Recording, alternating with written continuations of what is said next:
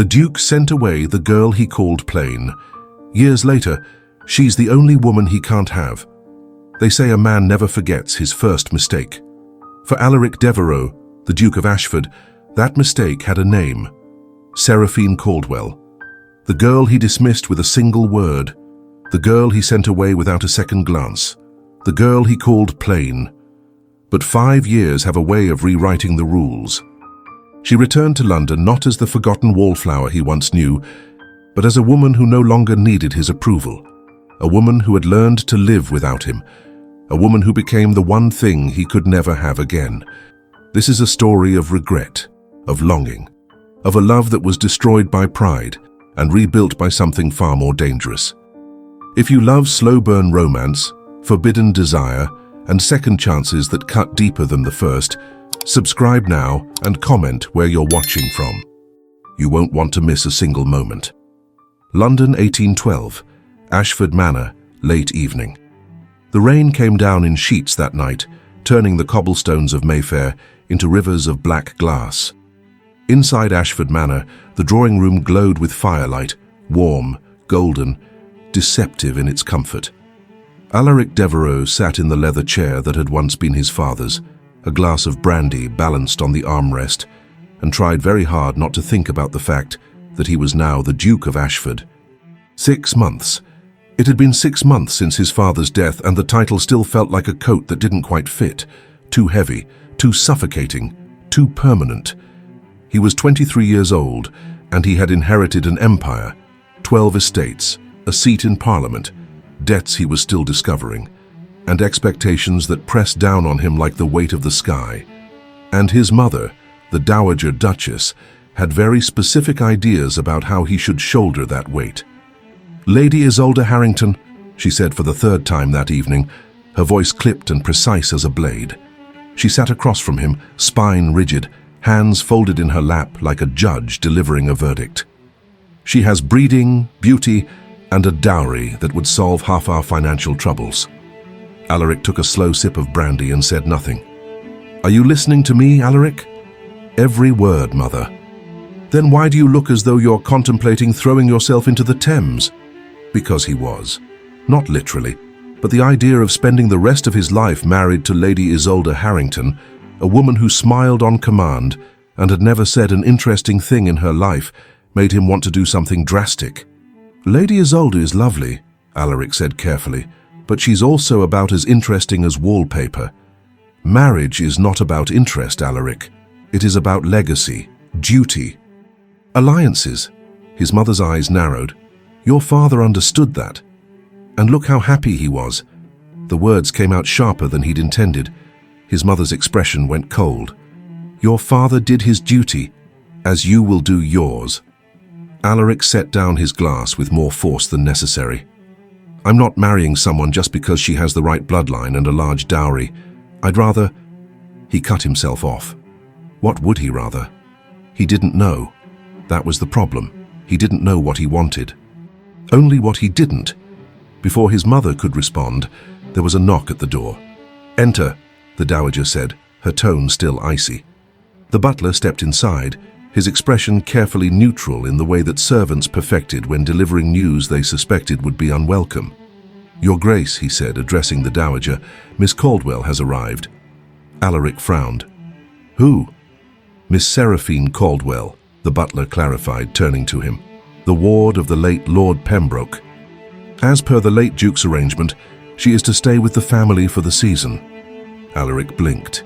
He had a vague memory of his father mentioning something about this, a favor owed to an old friend, a distant family connection, a girl who needed a place in society because she had nowhere else to go. He hadn't thought about it since.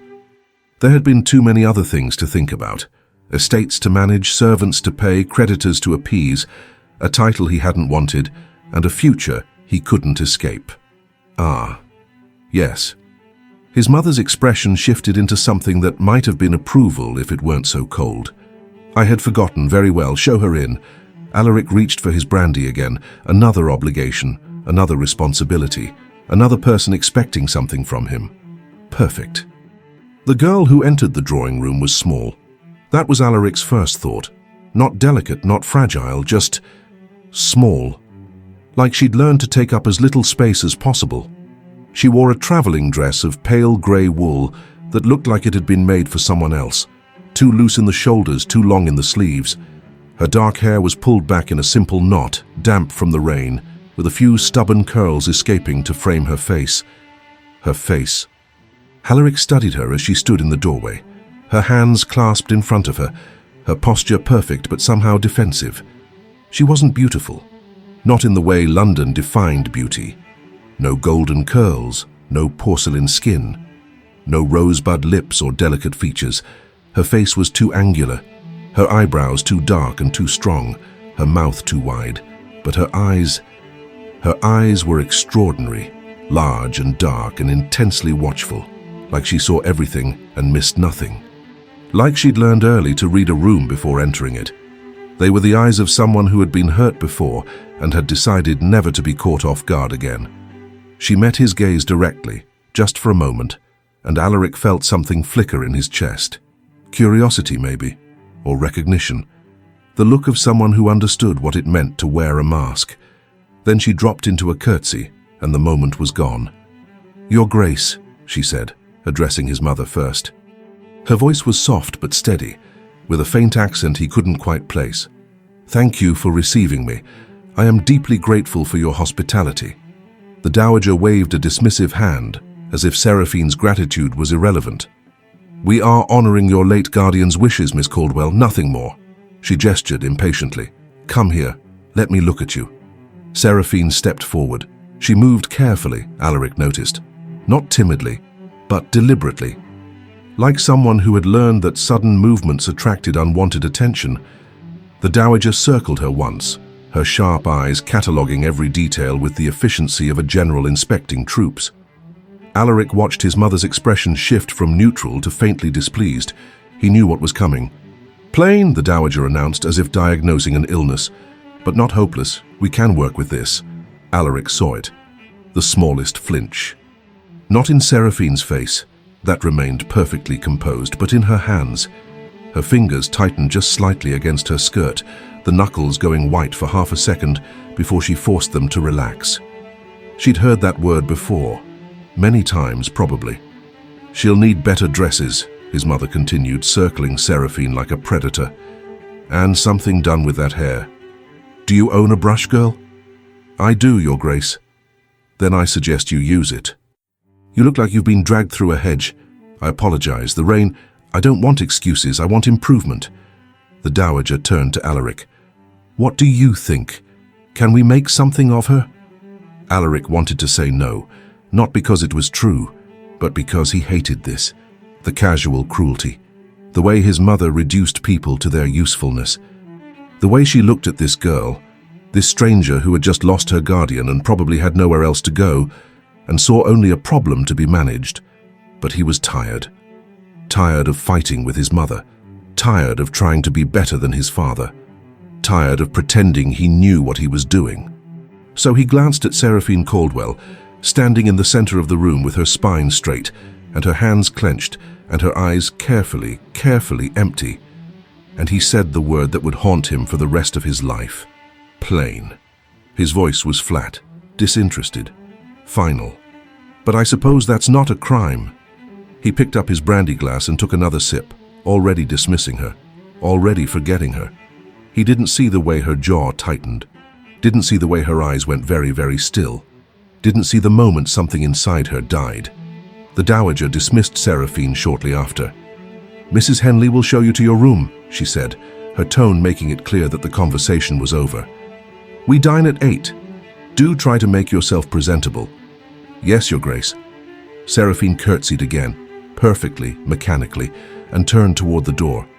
Alaric didn't watch her leave. He was already thinking about other things. The estates. The debts. The letter from his steward that needed a response. He finished his brandy and stood. "I have work to do," he said to his mother. Alaric, "Good night, Mother." He left the drawing room without looking back, and upstairs, in a small, cold bedroom that smelled of dust and disuse, Seraphine Caldwell sat on the edge of a narrow bed and stared at her reflection in the tarnished mirror across the room. Plain. The word echoed in her mind like a bell. Plain. She'd heard it before.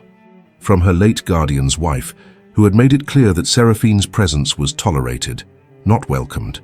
From the other girls at the academy where she'd been sent, who had whispered it behind their hands. From the world at large, which had very specific ideas about what a woman should be. And Seraphine Caldwell was none of those things, but hearing it from him, from the Duke of Ashford, with his storm-grey eyes and his perfect face and his air of untouchable elegance. That hurt in a way she hadn't expected. She told herself it didn't matter. She told herself she'd heard worse. She told herself she didn't care what he thought. But when she finally lay down in the narrow bed, still wearing her damp dress because no one had thought to send a maid to help her undress, she stared at the ceiling and felt something crack open inside her chest. She didn't cry. She never cried. Instead, she made a decision. She would leave. Not tonight, not tomorrow, but soon. She would leave this house and this city and this man who looked at her and saw nothing worth keeping. She would leave, and she would build a life where she didn't need anyone's approval, where she could be enough, just as she was. 3 days later, Ashford Manor. Seraphine learned quickly that invisibility was a skill, not the kind found in fairy tales, no magic cloaks or enchanted rings, but the kind that came from understanding the rhythms of a house. From knowing when to appear and when to disappear, from reading the moods of the people who held your fate in their hands. She had been practicing this skill her entire life. At Lord Pembroke's estate, she had learned to be present at meals, but silent unless spoken to occupy the corners of rooms, to make herself useful enough to be kept but not so visible as to be noticed. It was exhausting, but it was survival. Ashford Manor was no different. The house was enormous, a sprawling monument to old money and older pride.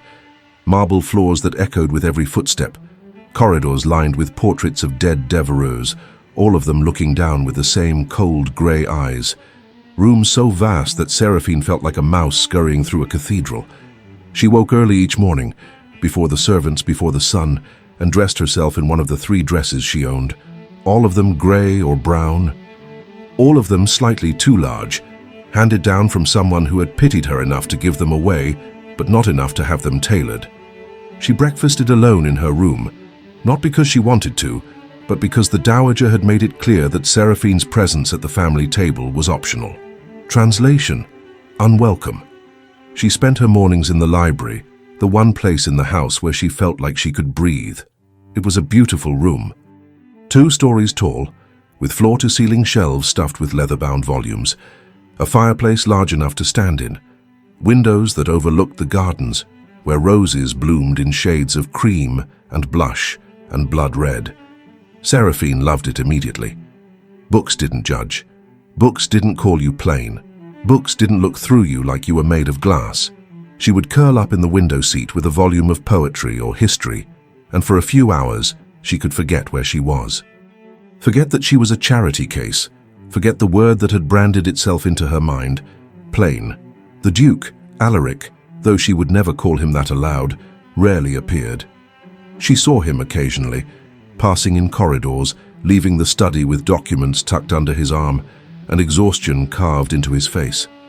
Once she glimpsed him through the library window, riding across the grounds on a black horse, his coat billowing behind him like wings.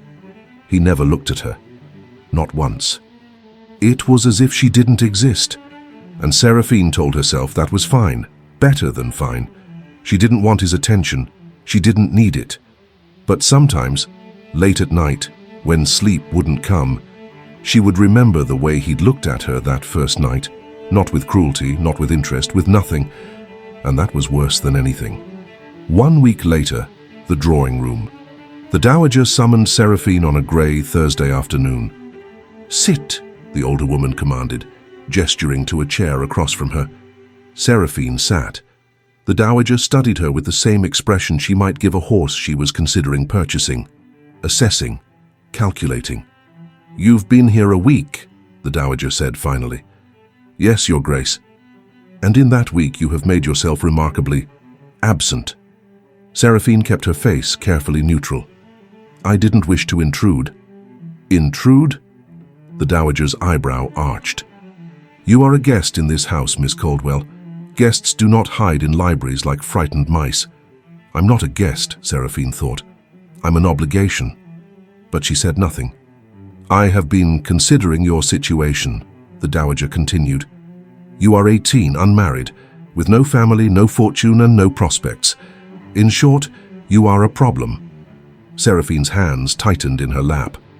"However," the dowager said, her tone shifting slightly, "you are also my late husband's responsibility. And I will not have it said that the Devereux family shirks its duties, so we will find you a husband." Seraphine's stomach dropped. "A husband, Your Grace?" "Yes. Nothing grand, of course. You haven't the looks or the dowry for that. But there are men, second sons, widowers, minor gentry, who might be persuaded to overlook your limitations in exchange for a connection to this family." Limitations. The word hung in the air like smoke. "I see," Seraphine said quietly. "You will attend the season. You will be presented at balls and dinners. You will smile and be agreeable and do everything in your power to secure an offer before summer's end. And if I don't?" The dowager's smile was thin and sharp. "Then you will need to find employment, a governess perhaps, or a companion to some elderly widow. I hear there are positions available in the north." Translation: "You will be thrown out." Seraphine felt something cold and heavy settle in her chest. She had known this was coming. Of course she had. She was a burden, a problem to be solved, and the Dowager Duchess of Ashford did not tolerate unsolved problems. "I understand, Your Grace," Seraphine said. "Good. We begin tomorrow. I've arranged for a modiste to call. You'll need new dresses. Something that doesn't make you look like a Quaker." "Yes, Your Grace. You may go." Seraphine stood, curtsied, and left the room with her spine straight and her hands steady. It wasn't until she reached the safety of her bedroom that she let herself feel it, the humiliation, the fear, the crushing weight of being unwanted. She sank onto the edge of her bed and pressed her hands to her face. "I can't do this." The thought came unbidden, desperate. "I can't stand here and smile and pretend to be grateful while they auction me off to the highest bidder. I can't spend the rest of my life being someone's obligation." But what choice did she have? She had no money, no family, no skills beyond reading Latin and playing the pianoforte poorly. She was trapped. 2 weeks later, the first ball. The modiste had done her best. Seraphine stood in front of the mirror in her new gown, a pale ivory silk with delicate embroidery at the hem, and barely recognized herself. The dress was beautiful, far more beautiful than anything she'd ever worn. But it didn't change what she saw in the mirror. The same angular face, the same 2 large eyes. The same dark, unruly hair that the maid had wrestled into submission with enough pins to build a fence. Plain. She heard the word in the Duke's voice, flat and final. But I suppose that's not a crime. Seraphine took a breath and forced herself to stand straighter. It didn't matter what he thought, it didn't matter what anyone thought. She would survive this. She had survived worse. The ball was at the home of Lady Beatrice Ashworth, a wealthy widow with more money than taste, and a love of gossip that bordered on obsession. The ballroom was a crush of silk and jewels and perfume so thick it made Seraphine's eyes water. Chandeliers dripped light from the ceiling. An orchestra played in the corner. Couples swirled across the floor in a dizzying blur of color. Seraphine stood near the wall and tried to disappear. It didn't work. The Dowager had made sure of that. "Miss Caldwell, may I present Lord Percival Hargrave? He is a Viscount." Lord Hargrave was 60 if he was a day. He had 3 chins and breath that smelled of onions. He looked at Seraphine the way a man might look at a piece of livestock. "Charmed," he wheezed. Seraphine curtsied and said nothing. "Miss Caldwell is a distant relation of my late husband," the Dowager explained smoothly. "She has recently come to stay with us for the season." "Ah, a poor relation then." "Distant," the Dowager corrected, her smile tight. "Same thing." Lord Hargrave turned to Seraphine. "Can you dance, girl?" "Yes, my lord." "Can you cook?" I beg your pardon?" "Cook. Can you cook?" My last wife couldn't. Useless woman. Spent all my money on dresses and died anyway. Seraphine stared at him. The dowager cleared her throat. Perhaps we should... I like a woman who can cook, Lord Hargrave continued, oblivious, and one who doesn't talk too much. You don't talk too much, do you? Good, good. We'll speak later. He wandered off, leaving Seraphine standing there, her face burning. The dowager sighed. Well, he's not ideal, but he has a title and an estate in Yorkshire. You could do worse. Could I? Seraphine thought wildly. The evening dragged on. Seraphine was introduced to a parade of men, each more unsuitable than the last. A widower with 7 children who needed a governess more than a wife. A minor baronet who spent the entire conversation complaining about the cost of maintaining his crumbling estate. A third son who stared at her chest and asked if she had any experience with household management. She smiled. She curtsied. She said all the right things, and inside she felt herself fracturing. She was standing near the terrace doors, desperate for air, when she saw him. Alaric. He stood on the far side of the ballroom, surrounded by a group of men in dark coats. He was laughing at something someone said, his head tilted back, his face relaxed in a way she'd never seen before. He looked happy, unburdened, free. Seraphine felt something twist in her chest. He hadn't spoken to her once since that first night, hadn't asked how she was settling in, hadn't acknowledged her presence at all. And why would he? She was nothing to him, less than nothing, a problem his mother had to solve. As if sensing her gaze, Alaric looked up. Their eyes met across the crowded ballroom. For one breathless moment, Seraphine hoped that he might come over, might say something, might see her. But then his gaze slid past her, as if she were part of the wallpaper, and he turned back to his friends. Seraphine felt something inside her shatter. She didn't wait for the dowager, didn't make excuses. She simply walked out of the ballroom, through the entrance hall, and out into the night. The air outside was cold and sharp and blessedly clean. Seraphine stood on the steps of Lady Ashworth's townhouse, her arms wrapped around herself, and let herself feel it. All of it. The humiliation, the rejection, the crushing, unbearable loneliness. She had spent her entire life being unwanted. Her parents had died and left her with nothing. Lord Pembroke had taken her in out of duty, not love. His wife had made it clear every day that Seraphine was a burden. And now the Dowager Duchess was parading her in front of men who saw her as a commodity, a problem to be solved, a placeholder. And the Duke, Alaric, didn't see her at all. Plain. The word echoed in her mind.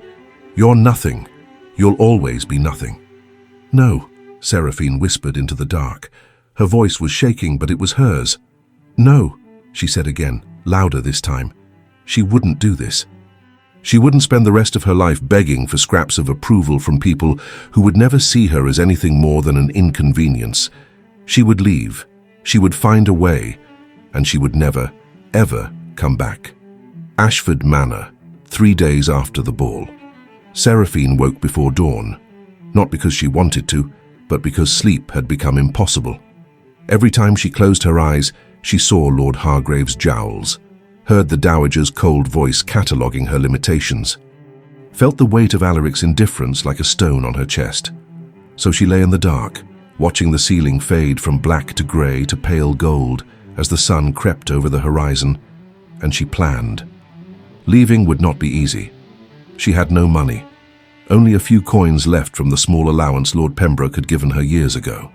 She had no references for employment, no family to take her in, no friends who might offer shelter. She had nothing but her determination and a borrowed trunk. But that would have to be enough. The library became her sanctuary and her war room. While the rest of the house slept or went about their morning routines, Seraphine sat in the window seat with a stack of newspapers and periodicals, searching for anything that might offer a path forward. Governess wanted for family in Hampshire. Must have French and pianoforte. She could do French. Her pianoforte was passable at best, but she could lie. Companions sought for elderly lady in Bath. References required. She didn't have references, but perhaps she could forge one. Lord Pembroke was dead. His wife wouldn't care enough to verify. Passage to America. Reasonable rates for those seeking new opportunities. America. The word pulled at something in her chest. A country where no one knew her, where she could be anyone, where the weight of her past wouldn't follow her like a shadow. But passage cost money, more money than she had. She folded the newspaper carefully and set it aside. One step at a time. First, she needed to find employment, anything that would get her out of this house and away from the dowager's plans. Then she could save, plan, disappear. The library. Late morning Seraphine was so absorbed in her reading that she didn't hear the door open. "I thought I might find you here." She looked up sharply. Alaric stood in the doorway. He wore riding clothes, dark trousers tucked into tall boots, a white shirt open at the collar, his hair slightly disheveled. He looked like he'd just come in from the stables. There was color in his cheeks from the wind, and his eyes, those storm-grey eyes, were brighter than she'd seen them. He looked alive, and he was looking at her. Actually looking at her. Seraphine's heart did something traitorous in her chest. She stood quickly, smoothing her skirt. "Your Grace, I apologize. I didn't mean to intrude." "It's a library," Alaric said, stepping inside. "You're hardly intruding by reading." He crossed to the shelves, running his fingers along the spines of books with the casual familiarity of someone who knew exactly where everything was. Seraphine stood frozen, unsure whether to leave or stay. "I'm looking for a book on Roman military strategy," Alaric said, not looking at her. "Have you seen it? Leather-bound, red spine, Vegetius, I think." "Third shelf," Seraphine said before she could stop herself. "Near the window, next to Plutarch." Alaric turned to look at her, one eyebrow raised. "You've catalogued my library?" "No, I've been reading. I noticed where things were." He studied her for a moment, his expression unreadable. Then he walked to the shelf she'd indicated and pulled out the book. "You were right," he said, sounding faintly surprised. Seraphine said nothing. Alaric turned the book over in his hands, then glanced at the window seat where she'd been sitting, at the newspapers scattered across the cushions. His eyes narrowed slightly. "Looking for something?" he asked. "No." The lie came too quickly. "Just reading." "Employment listings?" Seraphine's stomach dropped. She'd left one of the pages open, the one advertising for a governess position. "I was curious," she said carefully. "Curious." Alaric set the book down on a nearby table and crossed his arms. "About what?" "About opportunities." "Opportunities?" He repeated the word like he was tasting it, testing it. "What kind of opportunities?" Seraphine lifted her chin. "The kind that don't involve being married off to the highest bidder." The words came out sharper than she'd intended. For a moment, Alaric just stared at her. Then something shifted in his expression. Not quite guilt, but close. "My mother," he said finally. "Yes. She's been introducing you. To every unsuitable man in London, yes." "I see. Do you?" Seraphine's voice was shaking now, all her careful control cracking. "Do you see what it's like to stand in a ballroom and be inspected like livestock? To be told your entire worth depends on whether some widower with bad breath thinks you might be useful?" Alaric's jaw tightened. "I didn't realize—" "No, you didn't." Seraphine picked up the newspapers and clutched them to her chest like armor. "Because you don't see me at all." "That's not true." "Isn't it?" She met his gaze directly. "You've walked past me a dozen times in the past 2 weeks. You've never once asked how I'm faring. You've never acknowledged my existence except to call me plain. I didn't mean—" "Yes, you did." Her voice cracked. "You looked at me and decided I wasn't worth your time, that I was just another obligation, another problem for your mother to solve, and you were right. I am a problem, but I won't be yours anymore." She moved toward the door. "Wait." Alaric's voice stopped her. "Where will you go?" "Anywhere but here." "Seraphine, don't." She turned back and there were tears on her face now, real tears. "Don't say my name like you care. You don't get to do that." "I do care." "Liar." The word hung between them. Alaric took a step forward. "I'm not—" But Seraphine was already gone. Seraphine's bedroom, that night she packed by candlelight, It didn't take long. She didn't have much. 3 dresses, 2 chemises, a single pair of worn shoes. A book of poetry Lord Pembroke had given her years ago, the only thing she owned that felt like hers. She folded everything carefully and placed it in the trunk at the foot of her bed. Her hands were shaking, not from fear, from something else, something that felt like relief mixed with terror. She was really doing this, leaving, no plan, no destination, no guarantee of safety, just the desperate, bone-deep need to be somewhere, anywhere else. She sat on the edge of her bed and took a breath. Then another. You can do this, she told herself. You've survived worse, had she? She wasn't sure anymore. There was a knock at the door. Seraphine froze. It was late, well past midnight. No one should be awake. No one should be knocking on her door. Miss Caldwell? Her heart stopped. It was him, Alaric. Miss Caldwell, I know you're awake. I can see the light under your door. Seraphine stood slowly and crossed to the door. She pressed her palm against the wood as if she could feel him on the other side. Go away, she said. Not until you talk to me. There's nothing to talk about. I think there is. Seraphine closed her eyes. Your Grace. Alaric. His voice was quieter now, almost vulnerable. My name is Alaric, and I think I owe you an apology. She opened the door.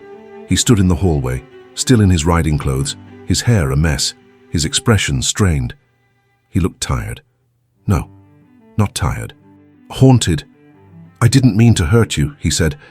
Seraphine laughed, a sharp, bitter sound. And yet you did. I know. He dragged a hand through his hair. I know, and I'm sorry. I am an arrogant duke who thinks the world revolves around him. His mouth twitched, almost a smile. Yes, that. Then we agree. Seraphine, don't. She stepped back. Don't apologize because you feel guilty. I don't need your pity. It's not pity. Then what is it? I don't know. He sounded genuinely confused, lost. I saw you in the library today and I realized I've been walking through this house like a ghost. I've been so focused on estates and debts and responsibilities that I haven't noticed anyone else exists. Yes, at least he was honest. That's not my problem, Seraphine said. I know, but I want it to be. What? Alaric stepped closer. I want to know you. I want to see you, really see you. Why? The question came out raw. Desperate. Why now? Why not 2 weeks ago when I first arrived? Why not at the ball when I was standing there drowning and you looked right through me? Because I was a fool. His voice cracked. Because I was so wrapped up in my own misery that I didn't see yours, and I'm sorry, I'm so sorry. Seraphine felt something crack open in her chest. She wanted to believe him. God, she wanted to believe him. But she'd been hurt too many times, dismissed too many times. I'm leaving, she said quietly. What? Tomorrow, I'm leaving. I've already packed. Alaric stared at her. Where will you go? I don't know, but anywhere is better than here. You don't have any money. I'll manage. Seraphine, you can't just... Yes, I can. She lifted her chin. I've been taking care of myself my entire life. I don't need your help. I don't need anyone's help. That's not true, isn't it? Her voice was shaking now. Look at me, Alaric. Really look at me. I'm plain. I'm poor, I'm nobody, I have nothing to offer anyone, and I'm tired of pretending that's fine. I'm tired of standing in corners and being invisible. I'm tired of waiting for someone to see me and deciding I'm worth something. You are worth something. To who? You. You didn't even know I existed until today. I know. His voice was rough, and I hate myself for that. But I'm here now. I'm seeing you now. It's too late. Is it? Seraphine looked at him. Really looked at him. At the guilt etched into his face, the exhaustion in his eyes, the way his hands clenched at his sides like he was fighting the urge to reach for her. He looked broken, just like her. Yes, she whispered. It is. And she closed the door. The next morning, before dawn, Seraphine left the way she'd arrived, quietly, invisibly. She dressed in her plainest dress, pinned her hair under a simple bonnet, and carried her trunk down the servants' stairs while the house still slept. No one stopped her. No one saw her. She reached the front door just as the sky began to lighten, pale grey bleeding into gold. Her hand was on the latch when she heard it. Footsteps. She turned. Alaric stood at the top of the stairs. He was fully dressed, coat, boots, as if he'd been waiting, as if he'd known. "Don't," he said. Seraphine's throat tightened. "I have to." "Why?" "Because if I stay here, I'll disappear. I'll become what everyone expects me to be. Quiet, grateful, invisible. And I can't do that anymore." Alaric descended the stairs slowly. "Then don't." "What?" "Don't be invisible. Don't be quiet." He stopped in front of her. "Be angry. Be loud. Be anything but what they expect. Easy for you to say. You're a duke. And you're extraordinary." Seraphine laughed, broken and bitter. "I'm not." "You are." His voice was fierce now, urgent. "You speak 3 languages. You've read more books than half the men in Parliament. You're sharp and clever and brave enough to walk out that door with nothing but a trunk and a prayer. That's not plain, Seraphine. That's extraordinary." Tears burned her eyes. "Stop." "No." He reached for her hand. She let him take it. "Stay, please. Stay and let me prove I can be better than the man who hurt you." "Why do you care?" "Because—" He stopped, took a breath. "Because when I saw you in the library yesterday, surrounded by newspapers and plans, I realized something. You're the first person I've met in this godforsaken city who isn't pretending, who isn't playing a role. You're real. And I need that. I need you." Seraphine's heart was breaking. Because she wanted to believe him. Because part of her, the part that was still 18 and desperate to be seen, wanted to stay, but the rest of her knew better. "You don't need me," she said gently. "You need to feel like you're saving someone. But I don't need saving, Alaric. I need to save myself." And before he could respond, she opened the door and walked out into the dawn. Alaric stood in the doorway and watched her go. Watched her walk down the steps, her trunk clutched in both hands, her spine straight despite the weight. Watched her reach the street and keep walking. Watched her disappear around the corner, and felt something inside him shatter. He'd let her go. Again. Because he was a coward. Because he didn't know how to ask her to stay without making it about him. Because he was still that arrogant, blind fool who looked at her and saw nothing. The door closed with a soft click, and Alaric stood in the empty entrance hall and realized he'd just made the worst mistake of his life. London, 1817. 5 years later, Alaric Devereux stood in the center of his study and stared at the letter in his hand. It was from his steward in Yorkshire. Something about drainage issues and crop rotations. Important, probably. He couldn't focus on a single word. This happened sometimes, more often than he cared to admit. He would be reading correspondence or reviewing accounts or sitting through another interminable session in Parliament, and suddenly his mind would drift to a girl with 2 large eyes and a trunk she could barely carry, to the sound of a door closing at dawn, to the worst mistake he'd ever made. 5 years. It had been 5 years since Seraphine Caldwell walked out of his life. 5 years since he'd stood in that entrance hall and let her go. 5 years of telling himself he'd done the right thing, that she'd wanted to leave, that he couldn't have stopped her. 5 years of lying to himself. He set the letter down and crossed to the window. The view was the same as always. Manicured gardens, perfectly trimmed hedges, the kind of beauty that came from control and money, and an army of servants who made sure every blade of grass knew its place. It was suffocating. Alaric had spent 5 years running his estates, managing his fortune, doing everything a duke was supposed to do. He'd expanded the holdings, modernized the farms, invested in railways and shipping. He was richer now than his father had ever been, and emptier. He'd had relationships, of course, discreet affairs with widows and actresses who knew the rules, who understood that desire was one thing and commitment was another. None of them lasted, none of them mattered, because none of them looked at him the way Seraphine had, like she could see through all his armor to the broken thing underneath. None of them challenged him, made him feel anything real. None of them were her. "You're brooding again." Alaric turned. Viscount Theodoric Ashworth, Theo, stood in the doorway, holding 2 glasses of whiskey and wearing his usual expression of amused concern. "I'm working," Alaric said. "You're staring out the window like a tragic hero in a Gothic novel." Theo crossed the room and handed him a glass. "Drink, it'll help." "It won't." "Then drink anyway. Misery loves company, and I'm excellent company." Despite himself, Alaric smiled. Theo had been his friend since Eton, the second son of an earl with too much charm and not enough responsibility. He spent his time gambling, flirting, and inserting himself into Alaric's life whenever he looked like he might do something stupid. Like now. "What are you doing here, Theo?" "Saving you from yourself." Theo dropped into a chair and propped his boots on the desk. "You've been impossible lately, snapping at servants, glowering at everyone. Lady Weatherby says you're becoming a hermit." Lady Weatherby should mind her own business. She's 73 and bored. Minding other people's business is literally all she has. Theo sipped his whiskey. "What's wrong?" "Nothing." "Liar. You've had that look for weeks." "The one that says you're thinking about something you can't have." Alaric said nothing. Theo's eyes narrowed. "It's a woman, isn't it?" "It's not. It's absolutely a woman." "Who is she?" "Anyone I know." "Drop it, Theo." "Not a chance." "You've been miserable for 5 years, Alaric. 5 years.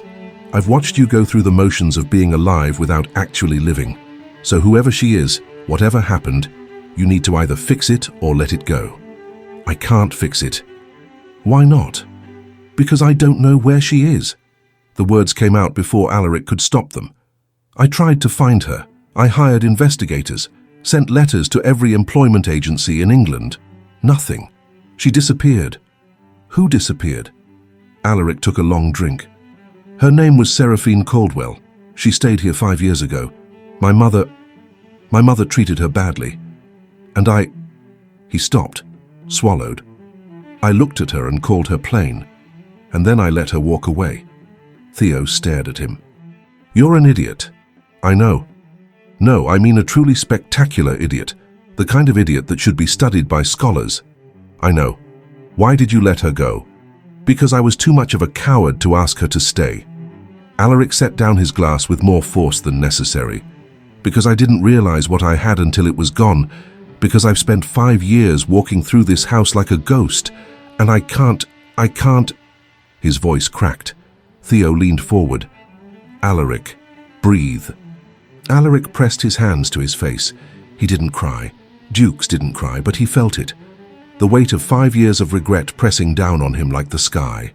"I should have stopped her," he said quietly. "I should have run after her. I should have told her." "Told her what?" "That she mattered. That she wasn't plain. That I was a blind fool who didn't deserve her but wanted her anyway." Theo was quiet for a long moment.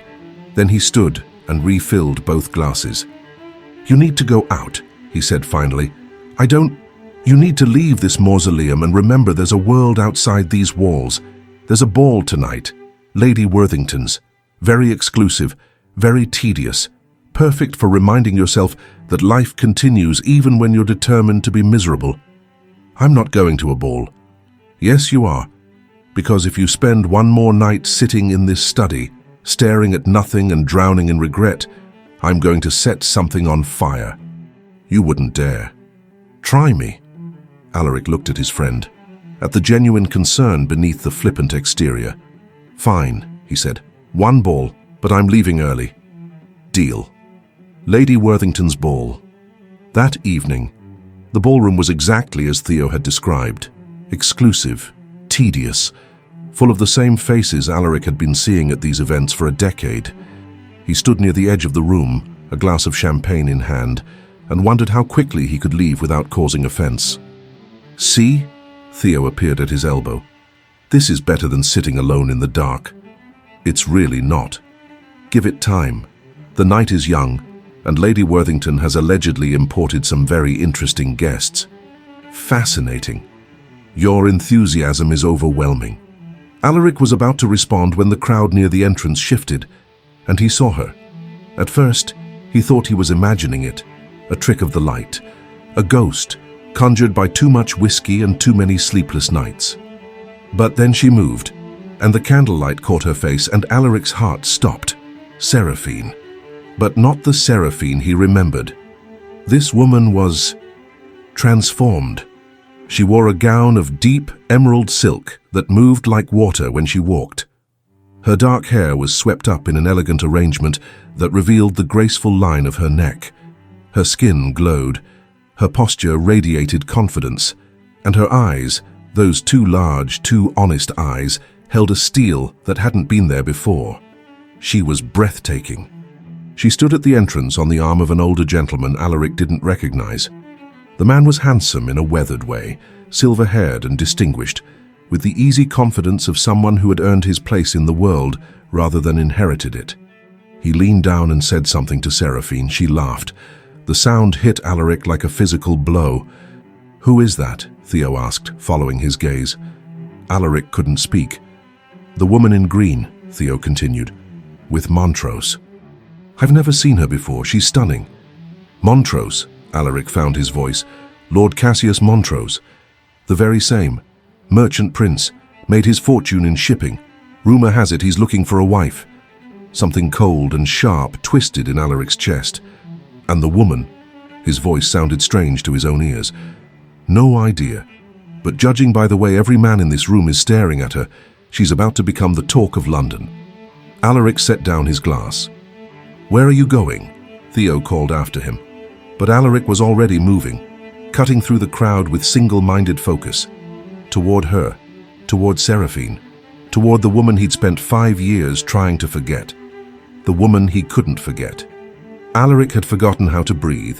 That was the only explanation for why his chest felt so tight, why the air in the ballroom suddenly seemed too thin, too hot, too insufficient for what his lungs needed.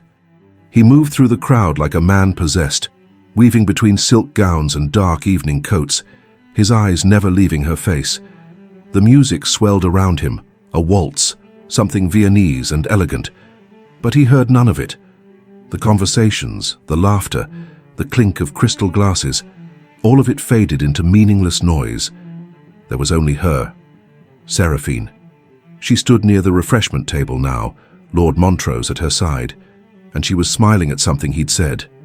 Not the careful, controlled smile Alaric remembered from 5 years ago. This was real, genuine, the kind of smile that reached her eyes and made them shine like polished mahogany in the candlelight. She looked happy. The realization hit him with unexpected force. She looked like she belonged here, like she'd always belonged here, like the frightened, invisible girl who'd packed a trunk and walked away at dawn had never existed at all. Alaric was 10 feet away when Montrose noticed him. The older man's expression shifted, not hostile but assessing, the look of someone who recognized power when he saw it and wasn't particularly impressed by it. "Ashford," Montrose said, his voice smooth and cultured. What a pleasant surprise. Alaric barely heard him. His gaze was locked on Seraphine. She'd gone very still. The smile had vanished from her face, replaced by something Alaric couldn't read. Not shock. She'd seen him before he approached, he realized. She'd known he was here. And she'd chosen not to acknowledge him. "Lord Montrose," Alaric said, forcing himself to be civil, to follow the rules of polite society, even though every instinct he had was screaming at him to pull Seraphine away from this man, this stranger who stood too close to her, who made her laugh like it was the easiest thing in the world. "I don't believe we've been formally introduced." "No." Montrose's eyebrow arched. "Strange. I thought everyone in London knew everyone else. Or at least pretended to." He gestured toward Seraphine with easy familiarity. "May I present Miss Seraphine Caldwell? She's recently returned from abroad. Miss Caldwell, this is the Duke of Ashford." "We've met," Seraphine said. Her voice was exactly as Alaric remembered, soft, steady, with that slight accent he'd never been able to place. But there was something new underneath it now, a sharpness, a blade wrapped in velvet. "Have you?" Montrose looked between them with interest. "How intriguing. Miss Caldwell has been remarkably silent about her time in England before Italy." "It wasn't worth mentioning," Seraphine said, her eyes still on Alaric. "I was very young, very foolish, and very briefly a guest at Ashford Manor." A guest, Alaric repeated. The word tasted like ash. Is that what you were? What else would I have been, Your Grace? The formality in her tone was worse than anger, worse than tears. It was the voice of someone addressing a stranger, someone who meant nothing. I didn't know you'd return to London, Alaric said, and hated how his voice sounded. Uncertain, almost desperate. I didn't know I required your permission. Montrose laughed, a warm, genuine sound. She's marvelous, isn't she? Never afraid to speak her mind. It's refreshing after so many years of London politeness. Refreshing, Alaric echoed, his gaze never leaving Seraphine's face. Yes. The air between them crackled with something Alaric couldn't name. Something that made his skin feel too tight, his pulse too fast. Seraphine's fingers tightened almost imperceptibly around her champagne glass. A tell. A crack in her perfect composure. She wasn't as unaffected as she pretended to be. The realization sent something hot and reckless through Alaric's veins.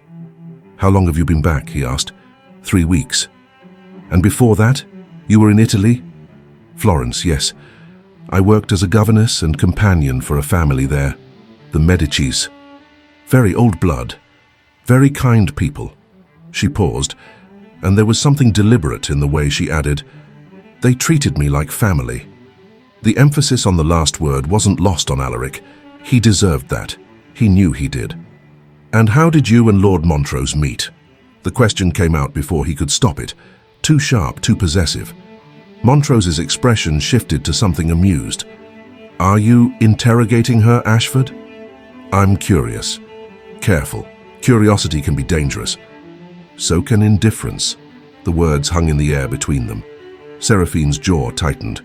Lord Montrose was kind enough to offer me passage back to England when the family I worked for relocated to Venice. We became friends during the journey. Friends, Alaric repeated. Yes, Your Grace. Friends. Some people are capable of kindness without ulterior motives. The barb struck home. Alaric felt it like a blade between his ribs. Miss Caldwell, he said quietly. Might I have a word? In private? No. The refusal was immediate, final. Please. I said no. Seraphine, that's Miss Caldwell to you. Her voice was ice now, pure, lethal ice. You don't have the right to use my given name. Montrose cleared his throat. Perhaps we should... Dance with me, Alaric said, desperate now. One dance? That's all I'm asking.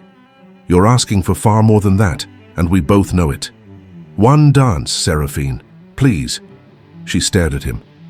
Her eyes were bright, too bright, and Alaric realized with a jolt that she was fighting tears, but her voice when she spoke was steady. Why? So you can ease your conscience? So you can tell yourself you tried? She shook her head. I'm not here for your redemption, Your Grace. I'm here because Lord Montrose was kind enough to invite me, because I have friends now, a life, things that don't involve you. I know that. You just what? Want to apologize? Want to explain? Want to make yourself feel better about what you did? She took a breath, and when she spoke again, her voice was quieter, sadder. It's been 5 years, Alaric. 5 years. Whatever you think you need to say, I don't need to hear it. What if I need to say it? Then that's your burden, not mine. She turned to Montrose. I'd like to leave. Of course. Montrose offered her his arm, shooting Alaric a look that was part warning, part pity. Ashford, always a pleasure. They moved toward the door. Alaric stood frozen, watching them go. And then something inside him snapped. He couldn't let her leave. Not again, not like this. I looked for you, he called out. Seraphine stopped. The ballroom around them seemed to quiet. Or maybe it was just Alaric's imagination. Maybe the world hadn't actually stopped spinning. Maybe it just felt that way. She turned slowly. What? I looked for you.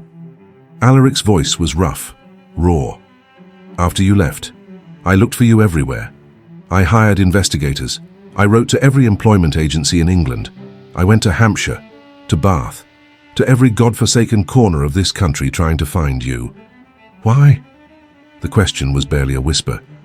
Because I was a fool. He took a step closer, then another. Because I let you walk away when I should have run after you. Because I've spent 5 years regretting that moment. Because you were right, I was blind and arrogant and so wrapped up in my own misery that I didn't see what was right in front of me. And what was that? You. The word came out like a confession. You were right in front of me and I looked at you and saw nothing. But I see you now, Seraphine. God help me. I see you now. Tears spilled down her cheeks. It's too late, she whispered. Is it? Yes. She brushed at her face angrily. You don't get to do this. You don't get to walk back into my life after 5 years and say these things. You don't get to make me feel... She cut herself off. Feel what? Alaric asked softly.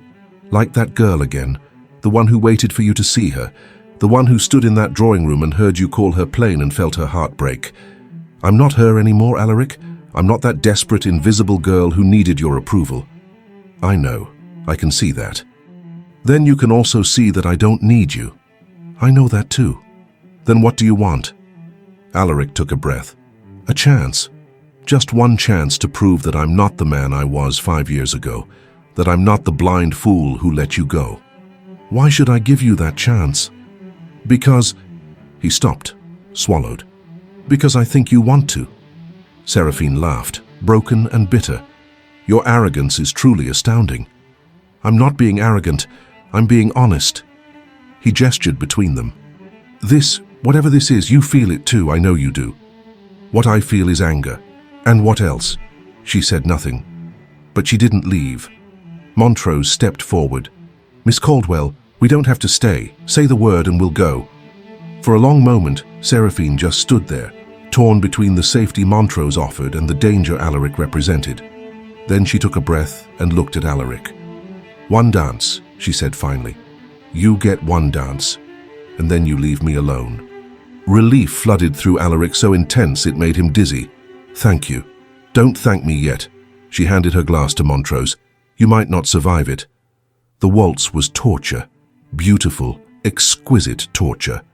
Alaric's hand settled at Seraphine's waist, exactly where it should be, proper and respectful, but he felt the contact like a brand. The emerald silk was smooth beneath his palm, and beneath that he could feel the warmth of her, the slight tension in her frame. Her hand rested on his shoulder, light as a bird, as if she might take flight at any moment. They began to move. For the first few turns, neither of them spoke. The music swelled around them, violins and cellos weaving something achingly romantic. And they fell into the rhythm like they'd done this 1,000 times before, but they hadn't. This was the first time Alaric had ever held Seraphine Caldwell in his arms, and he knew with bone-deep certainty it couldn't be the last. You look beautiful, he said finally. Don't. It's true. I don't care if it's true. Her gaze was fixed somewhere past his shoulder, refusing to meet his eyes. You don't get to compliment me now. Why not? Because 5 years ago you called me plain, and now you call me beautiful. Which one was the lie, Your Grace? Neither. His hand tightened fractionally at her waist. 5 years ago I was blind. I looked at you and only saw what I expected to see. Another obligation, another burden. I didn't see you. And now? Now I can't see anything else. She finally looked at him. Her eyes were still bright with unshed tears, but there was something else there now. Something that looked like hope, fighting against bitterness. You hurt me, she whispered. I know. You made me feel like I was nothing. I know. And now you want me to believe you've changed? That you're different? I don't want you to believe anything. I want to prove it. How? However you'll let me. They turned again, moving through the crowd of other dancers. Alaric was acutely aware of the eyes on them, the whispers, the speculation. Let them talk.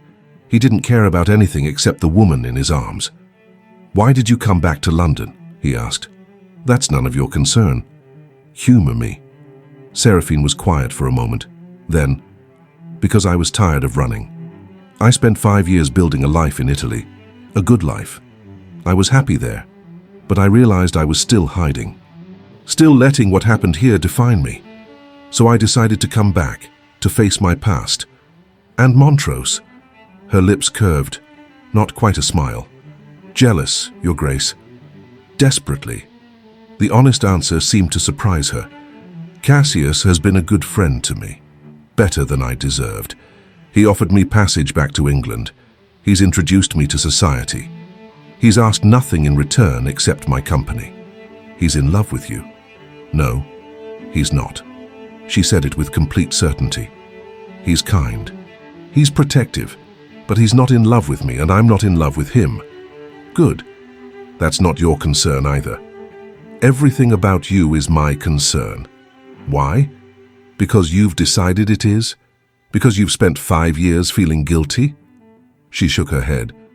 I'm not a project, Alaric. I'm not something for you to fix so you can feel better about yourself. That's not what this is. Isn't it? No. He pulled her infinitesimally closer. Still proper, still appropriate, but close enough that he could smell her perfume. Something floral and expensive that he didn't recognize.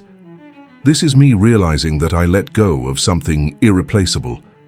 This is me understanding that I've been walking through my life like a ghost for 5 years because the one person who made me feel alive left. This is me being selfish and desperate and willing to beg if that's what it takes. Seraphine's breath caught. You're not being fair, she whispered. I know. You can't just say things like that. Why not?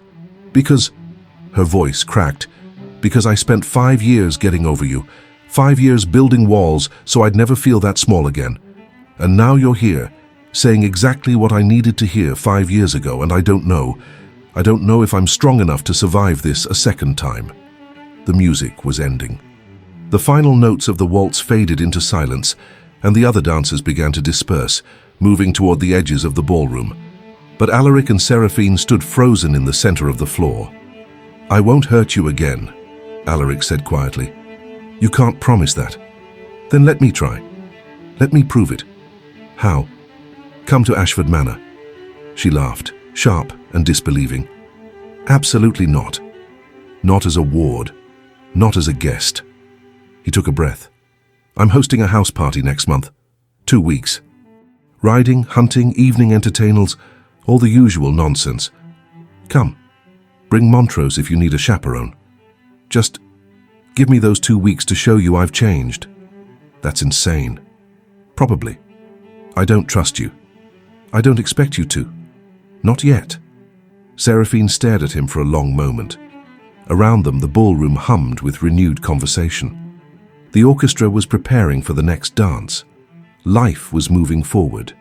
But in this moment, in this space between them, time seemed suspended. If I say yes, what happens at the end of 2 weeks? She asked. Whatever you want. If you still hate me, I'll let you go. I'll never bother you again. And if I don't, then we'll figure it out together. She closed her eyes. When she opened them again, they were clear, decided. 2 weeks, she said. That's all you get. And if you disappoint me, if you make me regret this, I won't. You don't know that. Yes, Alaric said quietly. I do. 3 days after the ball, a letter arrived at Lord Montrose's townhouse in Belgravia. Seraphine recognized the seal before she even opened it. The Ashford crest. A lion and a rose intertwined in a way that had probably meant something noble once, but now just looked like two things trying to consume each other. She held the envelope for a long moment, feeling the weight of the expensive paper, the slight texture of the wax seal beneath her fingertips. She should throw it away. She should burn it. She should do anything except open it. Instead, she broke the seal. The handwriting inside was strong and precise, each letter formed with the kind of careful control that suggested the writer had labored over every word. Miss Caldwell, I am writing to formally extend an invitation to you and Lord Montrose to attend a house party at Ashford Manor, beginning the 1st day of June. The gathering will last a fortnight and will include various entertainments befitting the season. I understand this invitation may come as a surprise. I understand you may have considerable reservations, but I hope you will consider accepting. I meant what I said at the ball, every word. The guest list will be small, intimate. You will not be subjected to the kind of scrutiny you experienced 5 years ago. You have my word on that. Please know that if you choose not to come, I will understand. I will respect your decision, and I will not trouble you again, but I hope you will come. I hope you will give me the chance I don't deserve. Yours, Alaric Devereux. Duke of Ashford. Seraphine read the letter 3 times. Then she folded it carefully and set it on her desk, next to the small collection of books she'd brought back from Italy. She told herself she wouldn't go. She told herself it was madness to even consider it. She told herself that returning to Ashford Manor would undo all the work she'd done to rebuild herself.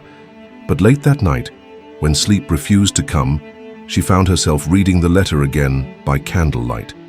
I meant what I said at the ball. Every word.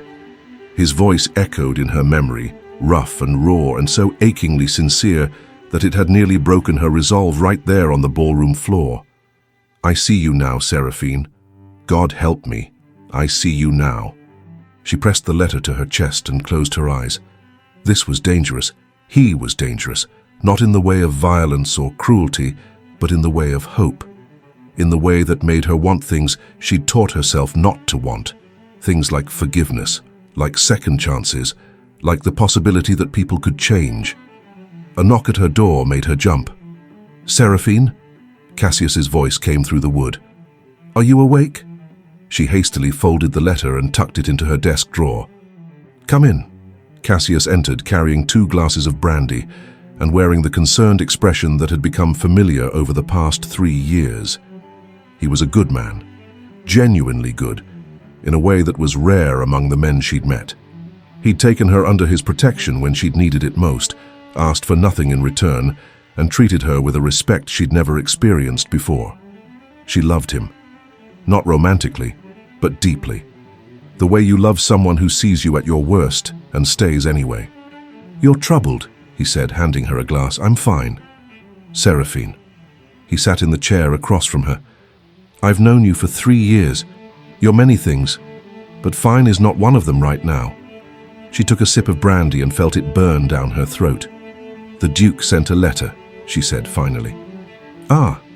Cassius leaned back. I was wondering when that would arrive. You knew he would write? I had a feeling. The man looked like he'd been struck by lightning at the ball. And when he danced with you, Cassius shook his head. I've seen many things in my life, but I've never seen someone look at another person the way he looked at you. You're imagining things. Am I? Because I'm fairly certain half of London saw it too. Seraphine set down her glass. It doesn't matter how he looked at me. What matters is how he treated me 5 years ago. And how did he treat you? Like I was nothing. The words came out more bitter than she'd intended. Cassius was quiet for a moment. Did he hurt you physically? No, never. She looked up. It wasn't like that. He just dismissed me with a single word, and then he forgot I existed. And now? Now he says he's changed, that he sees me now, that he wants a chance to prove it. Do you believe him? I don't know. She picked up the letter again, turning it over in her hands. Part of me wants to. Part of me wants to believe that people can change, that we're not doomed to repeat the same patterns forever. But the other part, the part that remembers what it felt like to pack a trunk at dawn and walk away from the only shelter I had, that part says I'm a fool for even considering it. What does he want? He's invited us to a house party, 2 weeks at Ashford Manor. He says it will be small, intimate, that I won't be subjected to the kind of treatment I received before. And you're thinking about going. It wasn't a question. Seraphine met his gaze. Am I insane? Possibly, Cassius smiled. But I think you should go anyway. What? You heard me. I think you should accept his invitation. Cassius, listen to me. He leaned forward, his expression serious now. You've spent 3 years with me, Seraphine. 3 years rebuilding yourself, becoming stronger, braver, more confident. But you've also been running. I haven't been running. I've been surviving. Those aren't mutually exclusive. He paused. You left England because you needed to escape, because staying would have destroyed you. I understand that, but now you're back. And the moment you saw him at that ball, I watched something happen to you. Something shifted. Nothing shifted. Don't lie to me, or to yourself. His voice gentled. You're still carrying him, Seraphine. Still carrying the weight of what happened. and you'll never be free of it if you don't face him. I did face him, at the ball. You faced him in a room full of people where both of you were playing roles. That's not the same as really confronting what happened between you. Seraphine felt tears prick at her eyes. What if he disappoints me again? Then you'll survive it, just like you survived it before. But this time you'll know for certain you'll have closure, and you can walk away knowing you gave him a chance and he wasted it. And if he doesn't disappoint me, Cassius smiled, then maybe you'll get the thing you've been afraid to want. The thing you've been denying yourself because you're terrified of being hurt again. What thing? Love, Seraphine. You might get love. The word hung in the air between them. Seraphine looked down at the letter in her hands, at Alaric's careful, precise handwriting, at the words that had clearly cost him something to write. I hope you will give me the chance I don't deserve. If I go, she said slowly, will you come with me? Of course, someone needs to make sure he treats you properly, and if he doesn't... Cassius's smile turned dangerous. Well, I may be a merchant, but I still know how to throw a punch. Despite everything, Seraphine laughed. All right, she said quietly. We'll go. The reply arrived at Ashford Manor 2 days later. Alaric was in the stables when his secretary found him, waving an envelope and looking slightly out of breath from the walk. Your Grace, a letter from Lord Montrose's residence. Alaric's heart stopped. He took the envelope with hands that weren't quite steady and broke the seal. The handwriting was elegant, feminine. Each letter formed with the kind of precision that came from years of careful practice. Your Grace, Lord Montrose and I accept your invitation. We will arrive on the 1st of June, as requested. I am trusting that your assurances are genuine, that this house party will be conducted with respect and propriety, that I will not be made to feel as I was made to feel 5 years ago. If you betray that trust, you will not get another chance. 2 weeks, Your Grace. That is what you asked for, and that is what you will receive. What you do with that time is entirely up to you. Regards, S. Caldwell. It was formal, careful, guarded, but it was a yes. Alaric read the letter 3 times, feeling something unfurl in his chest. Something that felt dangerously close to hope. She was coming. She was giving him a chance. He wouldn't waste it. The next 3 weeks were a blur of preparation. Alaric threw himself into planning the house party with an intensity that made his staff exchange worried glances. He reviewed every detail personally. The guest list, the menus, the sleeping arrangements, the entertainment. Everything had to be perfect, not because he cared about impressing London society, but because Seraphine would be there. And this time he would get it right. He invited carefully. Only people he knew would be kind, who wouldn't gossip or judge or make Seraphine feel uncomfortable. Theo, of course, and Lady Eleanor Hartley, a widow with sharp wit and no patience for nonsense.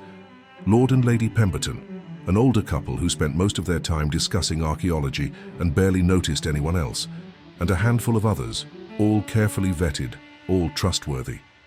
No one who would make Seraphine feel small, no one who would call her plain. The Dowager Duchess had been less than pleased when she learned of the plans. A house party, she'd said, her voice dripping with disdain. You haven't hosted one in 5 years, and now suddenly you're playing Lord of the Manor. It's my manor, Alaric had replied calmly. I can host what I like. And this has nothing to do with the Caldwell girl? He'd met his mother's gaze directly. Her name is Seraphine. And yes, it has everything to do with her. The Dowager had gone very still. You're making a mistake. Then it's my mistake to make. She's nobody, Alaric. She has no family, no fortune, no mother. His voice had been quiet, deadly. You will not speak of her that way. Not in my house, not ever. Do I make myself clear? For the first time in his life, Alaric had seen something like fear flicker across his mother's face. Perfectly clear, Your Grace. She'd left shortly after. Gone to Bath to visit friends, she'd said. Alaric suspected she simply couldn't bear to witness what she saw as his descent into madness. He didn't care. Let her leave. Let all of London gossip if they wanted. The only person whose opinion mattered was Seraphine. And he had 2 weeks to prove he'd changed. 2 weeks to show her he saw her now. 2 weeks to win back what he'd thrown away. The morning of June 1st dawned clear and bright. Alaric stood at the window of his study, watching the drive for any sign of approaching carriages. Theo found him there an hour later. "You're going to wear a hole in the floor with all that pacing," Theo said, dropping into a chair. "Sit down, have a drink. Try to look less like a man facing execution." "I can't." "You can. You just won't." Theo studied him. "You're really doing this, aren't you? You're really going to try to win her back?" "Yes." "Even though she might reject you?" "Yes." "Even though this could end in spectacular disaster?" "Yes." Theo shook his head. "You're either the bravest man I know or the stupidest." "Probably both." A sound from outside made Alaric's head snap up. Carriage wheels on gravel. His heart kicked against his ribs like a wild thing trying to escape. Theo stood and clapped him on the shoulder. "Well, here we go. Try not to make a complete fool of yourself in the first 5 minutes." No promises. They walked downstairs together. The entrance hall was already filling with servants preparing to receive the guests. The butler stood by the door, his expression professionally neutral. Alaric took his place at the top of the steps and waited. The first carriage was Lord and Lady Pemberton. They emerged in a flurry of bags and archaeological journals, barely acknowledging Alaric's greeting before disappearing inside to argue about some ancient ruin. The second was Lady Eleanor, who swept up the steps with a knowing smile. "This should be interesting," she murmured as she passed. The third carriage was larger, more elegant. Alaric's breath caught. The door opened. Lord Montrose emerged first, turning to offer his hand to someone inside, and then Seraphine stepped out into the sunlight. She wore a traveling dress of deep blue that made her eyes look almost black. Her hair was pinned up beneath a small hat, and her gloved hands clasped a small reticule. She looked up at the house, at him, and for just a moment Alaric saw something flicker across her face. Fear, hope, determination. Then it was gone, replaced by careful composure. She ascended the steps with Montrose at her side. Alaric bowed. "Miss Caldwell, Lord Montrose, welcome to Ashford Manor." "Your Grace." Seraphine's curtsy was perfect, impersonal. "Thank you for your hospitality." Their eyes met, and Alaric felt the world narrow to just this, just her. Just the two of them standing on the steps of the house where everything had gone wrong 5 years ago, where everything, perhaps, could be made right. "I'm glad you came," he said quietly. "Don't make me regret it," she replied. And then she swept past him into the house. Alaric stood there for a moment, his heart hammering. 2 weeks. He had 2 weeks. He wouldn't waste a single moment. Seraphine's room was not the same one she'd occupied 5 years ago. That cold, forgotten chamber at the far end of the east wing, the one that smelled of dust and neglect, was nowhere to be seen. Instead, she'd been given a suite in the main wing, a spacious bedroom with windows overlooking the rose gardens, silk wallpaper in soft cream, a 4-poster bed with curtains that looked like they'd cost more than everything she'd owned 5 years ago combined. Fresh flowers stood in a vase on the writing desk, roses, deep red, just beginning to open. A maid had unpacked her trunk while Seraphine stood at the window, looking out at grounds she both remembered and didn't. The gardens were the same, the distant line of trees, the marble fountain where she'd sometimes sat in the early mornings before anyone else was awake, just to feel like she had a few moments that belonged to her alone. But everything felt different now, because she was different. "Will there be anything else, miss?" the maid asked. Seraphine turned. The girl was young, 17, maybe 18, with kind eyes and a nervous smile. "What's your name?" Seraphine asked. The maid blinked, clearly surprised. "Lucy, miss." "Thank you, Lucy, for unpacking. You did a lovely job." Pink flooded the girl's cheeks. "Oh, it's nothing, miss, just doing my work." "It's not nothing, thank you." Lucy curtsied and left, looking slightly dazed. Seraphine turned back to the window. She could do this. She could survive 2 weeks in this house. She'd survived worse. Dinner that evening was held in the formal dining room. Seraphine had dressed carefully, a gown of pale gold silk that Cassius had insisted she bring. "You need armor," he'd said. and sometimes armor looks like an evening gown that costs more than a carriage. He'd been right. The moment she entered the dining room and saw the way Alaric's eyes widened, the way his gaze traveled from her face down to the elegant cut of the dress and back up again, like he was trying to memorize every detail, she felt a surge of satisfaction. Good. Let him see what he'd thrown away.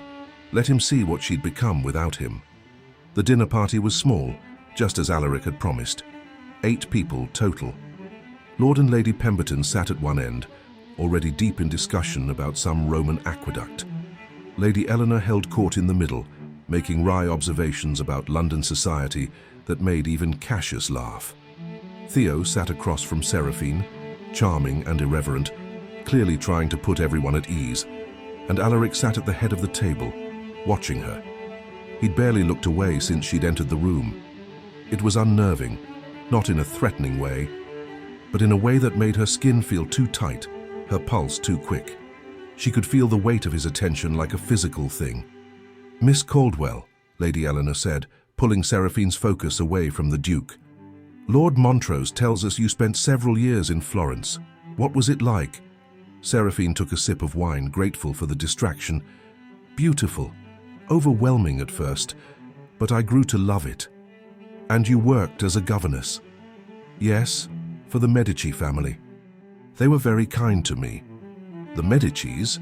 Lady Pemberton looked up from her discussion of aqueducts. "The old Florentine family?" "A distant branch, yes. They'd fallen on difficult times financially, but they still maintained the most extraordinary library. I spent hours there." "What did you teach?" This from Theo, who was regarding her with open curiosity. "French, English literature, some history. The daughter, Juliana, was fascinated by the English romantics. We spent months reading Byron and Shelley." "And did you enjoy it?" Lady Eleanor asked. "The teaching?" Seraphine considered the question. "I enjoyed the family. The work itself was..." She paused, searching for the right word. "Necessary. I was grateful for it. But no, I didn't love it. I loved the freedom it gave me, the independence, the ability to build a life on my own terms." She felt, rather than saw, Alaric's reaction to those words. Saw his hand tighten almost imperceptibly around his wineglass. "And what made you decide to return to England?" Lady Eleanor asked. Before Seraphine could answer, Cassius spoke up. "I convinced her, told her she'd been hiding long enough." "I wasn't hiding," Seraphine protested. "You absolutely were. And there's no shame in it. Sometimes we need to hide, to heal, but eventually we need to come back and face the things we ran from." The words hung in the air. Seraphine's gaze flickered to Alaric.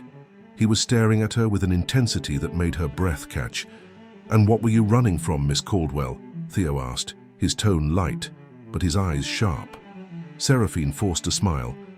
"The same thing we're all running from, Lord Ashworth. Ourselves." After dinner, the party retired to the drawing room. It was a beautiful space. High ceilings, elegant furniture arranged in intimate groupings. A pianoforte in the corner that looked like it had been recently tuned. Seraphine gravitated toward the windows, needing air, needing space.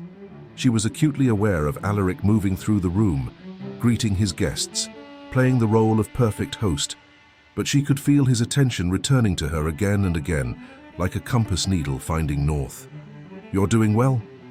She turned to find Cassius beside her, holding 2 glasses of port. She accepted one gratefully. "Am I?" "Better than I expected, honestly. I thought you might flee before the fish course." "I considered it. But you didn't. That's progress." He clinked his glass against hers. "How are you really?" "I don't know," Seraphine admitted. "Being here, in this house, it's bringing back things I thought I'd moved past. The way the light comes through the windows in the morning, the smell of the roses, the sound of footsteps in the hallway. It all feels so familiar. Too familiar." "And him?"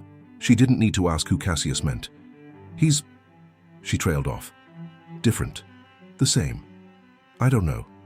He keeps looking at me like you're the only person in the room?" "Yes. Because to him, you are." Seraphine shook her head. "You're imagining things." "Am I?" Because I've been watching him all evening, Seraphine. And that man hasn't taken his eyes off you for more than 30 seconds at a time. He looks at you like you're oxygen, and he's drowning. Stop. It's true. It doesn't matter if it's true. She turned to face him fully. What matters is that he had his chance 5 years ago and he wasted it. What matters is that I spent years rebuilding myself. And I can't let him undo all that work just because he's decided he has regrets. No one's asking you to. Aren't you? You're the one who told me to come here to face him. I told you to face him, not to forgive him, not to give him another chance unless that's what you want. There's a difference. Is there? Before Cassius could answer, a voice interrupted them. Miss Caldwell. Seraphine turned. Alaric stood a few feet away, his expression carefully neutral.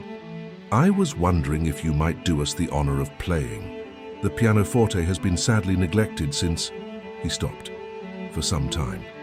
I'm not very skilled, Seraphine said. I doubt that's true. It is. I can barely manage a simple sonata. Then play a simple sonata, please. There was something in his voice, something that sounded almost like desperation. Seraphine glanced at Cassius, who gave her an encouraging nod. All right, she said, but don't say I didn't warn you. The pianoforte was beautiful. Someone had placed fresh sheet music on the stand. Mozart, one of the easier sonatas. Seraphine sat on the bench and let her fingers rest on the keys for a moment. She hadn't played in months, not since leaving Florence. The room behind her had gone quiet. She could feel everyone watching, could feel Alaric watching. She took a breath and began to play. The first few notes were tentative, uncertain. But then muscle memory took over, and her fingers found the rhythm, found the melody. It wasn't perfect. She stumbled over a few passages, missed some of the more complex runs. But it was honest. And as she played, something loosened in her chest. The music filled the room, sweet and melancholy. A conversation between treble and bass. Between hope and sorrow, she lost herself in it, forgot where she was, forgot who was listening. There was only this, the music, the feeling of the keys beneath her fingers. The final chord faded into silence. For a moment, no one spoke. Then applause broke out. Polite, appreciative. That was lovely, dear, Lady Pemberton said. Simply lovely. Brava, Cassius added, raising his glass. Seraphine stood, her cheeks warm. Thank you, though I told you it wasn't very good. It was perfect. The voice came from directly behind her. She turned. Alaric stood there close enough that she could see the flecks of darker grey in his eyes, close enough that she could smell his cologne, sandalwood, and something else. Something that made her think of libraries and leather and safety. It wasn't perfect, she said. I made several mistakes. I didn't hear any. Then you weren't listening properly. I was listening to everything. His voice dropped lower, intimate. Thank you. For playing. You asked me to. And you could have said no, I should have, but you didn't. They stood there, caught in the space between politeness and something far more dangerous. The room around them seemed to fade, the other guests, the conversation. Everything became background noise. Seraphine, Alaric began. I should retire, she interrupted. It's been a long day. Of course, I'll walk you. That's not necessary. Please. The word was quiet, almost vulnerable. Seraphine hesitated, then nodded once. They walked through the corridors in silence. The house was quiet now. Most of the servants had retired for the evening. The only sound was their footsteps on the marble floor and the distant ticking of a clock somewhere. Do you remember this hallway? Alaric asked. Yes. You used to walk it early in the mornings, before anyone else was awake. Seraphine stopped. How did you know that? I saw you, once, from the window of my study. You were carrying a book. You went to the fountain in the garden and sat there for an hour just reading. You were watching me. Not watching. I happened to see you. And I wondered what you were reading. What made you look so peaceful when everywhere else in this house you looked like you were bracing for impact? Seraphine's throat tightened. I was reading poetry. Wordsworth, I think. Or maybe Coleridge. And did it help? The poetry? Sometimes. It helped me remember there was beauty in the world, even when everything else felt ugly. They started walking again. I'm sorry, Alaric said quietly. For what? For making you feel that way. For making this house my home. A place where you couldn't breathe. It wasn't just you, it was your mother, it was London society, it was everything. But I was part of it. A big part. And I'm sorry. They reached her door. Seraphine turned to face him, her hand on the doorknob. Apologies are just words, Alaric. They don't undo what happened. I know, but they're a start. Are they? Or are they just a way to make yourself feel better? Probably both. He took a breath. But I mean them anyway. She studied his face. The genuine remorse etched into every line. The vulnerability in his eyes that she'd never seen 5 years ago. He looked human. Not the untouchable duke. Not the arrogant aristocrat who dismissed her with a single word. Just a man. Flawed and uncertain and trying. Good night, Your Grace, she said. Alaric, please call me Alaric. I'm not ready for that yet. When will you be? I don't know. Maybe never. She opened the door and stepped inside, but before she closed it, she looked back at him. Thank you, she said softly. For the room. The flowers. For trying. And then she closed the door, leaving Alaric standing alone in the hallway, his heart hammering, his mind racing. 1 day down, 13 to go. He could do this. He had to. Inside her room, Seraphine pressed her back against the door and closed her eyes. Her heart was racing, her hands were shaking, and despite everything, despite all her walls, all her careful defenses, she felt something dangerous unfurling in her chest. Hope. Damn him. Damn him for making her hope. She crossed to the window and looked out at the gardens, now silvered by moonlight. Somewhere out there, in the dark, was the fountain where she used to sit and read. Where she used to hide from a world that didn't see her. She wasn't hiding anymore, but she wasn't sure she was brave enough to be seen. Not by him. Not like this. She touched the glass, feeling the cool surface against her palm. 2 weeks. She just had to survive 2 weeks, and then she could go back to her carefully constructed life, back to safety, back to being alone but protected. But as she stood there in the moonlight, surrounded by luxury she'd never imagined 5 years ago, Seraphine realized something terrifying. She didn't want to be alone anymore, and that was the most dangerous thing of all. The morning came too early and too bright. Seraphine woke to sunlight streaming through the windows and the sound of birds singing in the gardens. For a disoriented moment, she forgot where she was. Then memory returned in a rush. Ashford Manor, the house party. Alaric standing in the hallway, looking at her like she was something precious he'd lost and found again. She pressed her palms to her eyes and groaned. A soft knock at the door made her sit up. Miss, Lucy's voice came through. His Grace has arranged a riding party this morning. He asked me to see if you'd like to join. Seraphine's first instinct was to refuse, but then she remembered Cassius's words. You'll never be free of it if you don't face him. Tell His Grace I'll be down in half an hour, she called. She heard Lucy's footsteps retreating down the hall. Seraphine threw back the covers and moved to the wardrobe where her riding habit hung. It was new, purchased in London before she'd left. Deep blue wool with silver buttons, elegant but practical. Armor, she thought, just like the evening gown. She dressed carefully, pinning her hair back in a style that would survive wind and movement. When she looked at herself in the mirror, she saw someone who looked confident, composed. She just needed to believe it. The stables were a short walk from the main house, tucked behind a line of ancient oaks. Seraphine could hear voices and laughter as she approached. The other guests were already there, gathered around while grooms led horses out of stalls. Alaric stood at the center, dressed in riding clothes that made him look like something out of a painting. Dark trousers. Black boots polished to a mirror shine.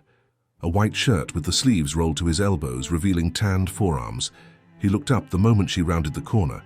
Their eyes met.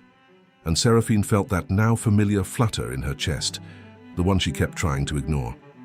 "Miss Caldwell," Alaric said, moving toward her, "I'm glad you decided to join us." Lord Montrose insisted. It was a lie. Cassius was still at the house, claiming he had correspondence to attend to. But Alaric didn't need to know that. Did he? Something flickered in Alaric's expression. "Well, we're grateful for his insistence." He turned toward the stables.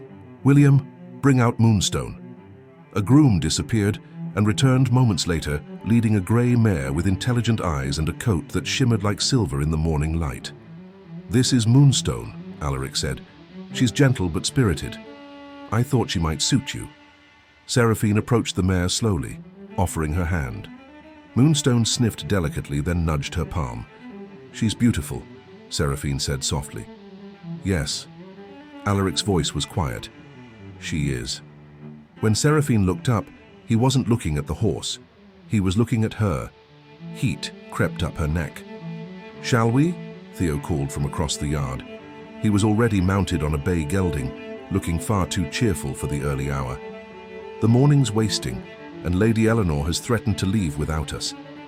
"No one is leaving without anyone," Lady Eleanor said from atop a chestnut mare, "but I would like to reach the lake before noon." They set out in a loose group, moving through the formal gardens and out onto the open grounds beyond. The morning was perfect.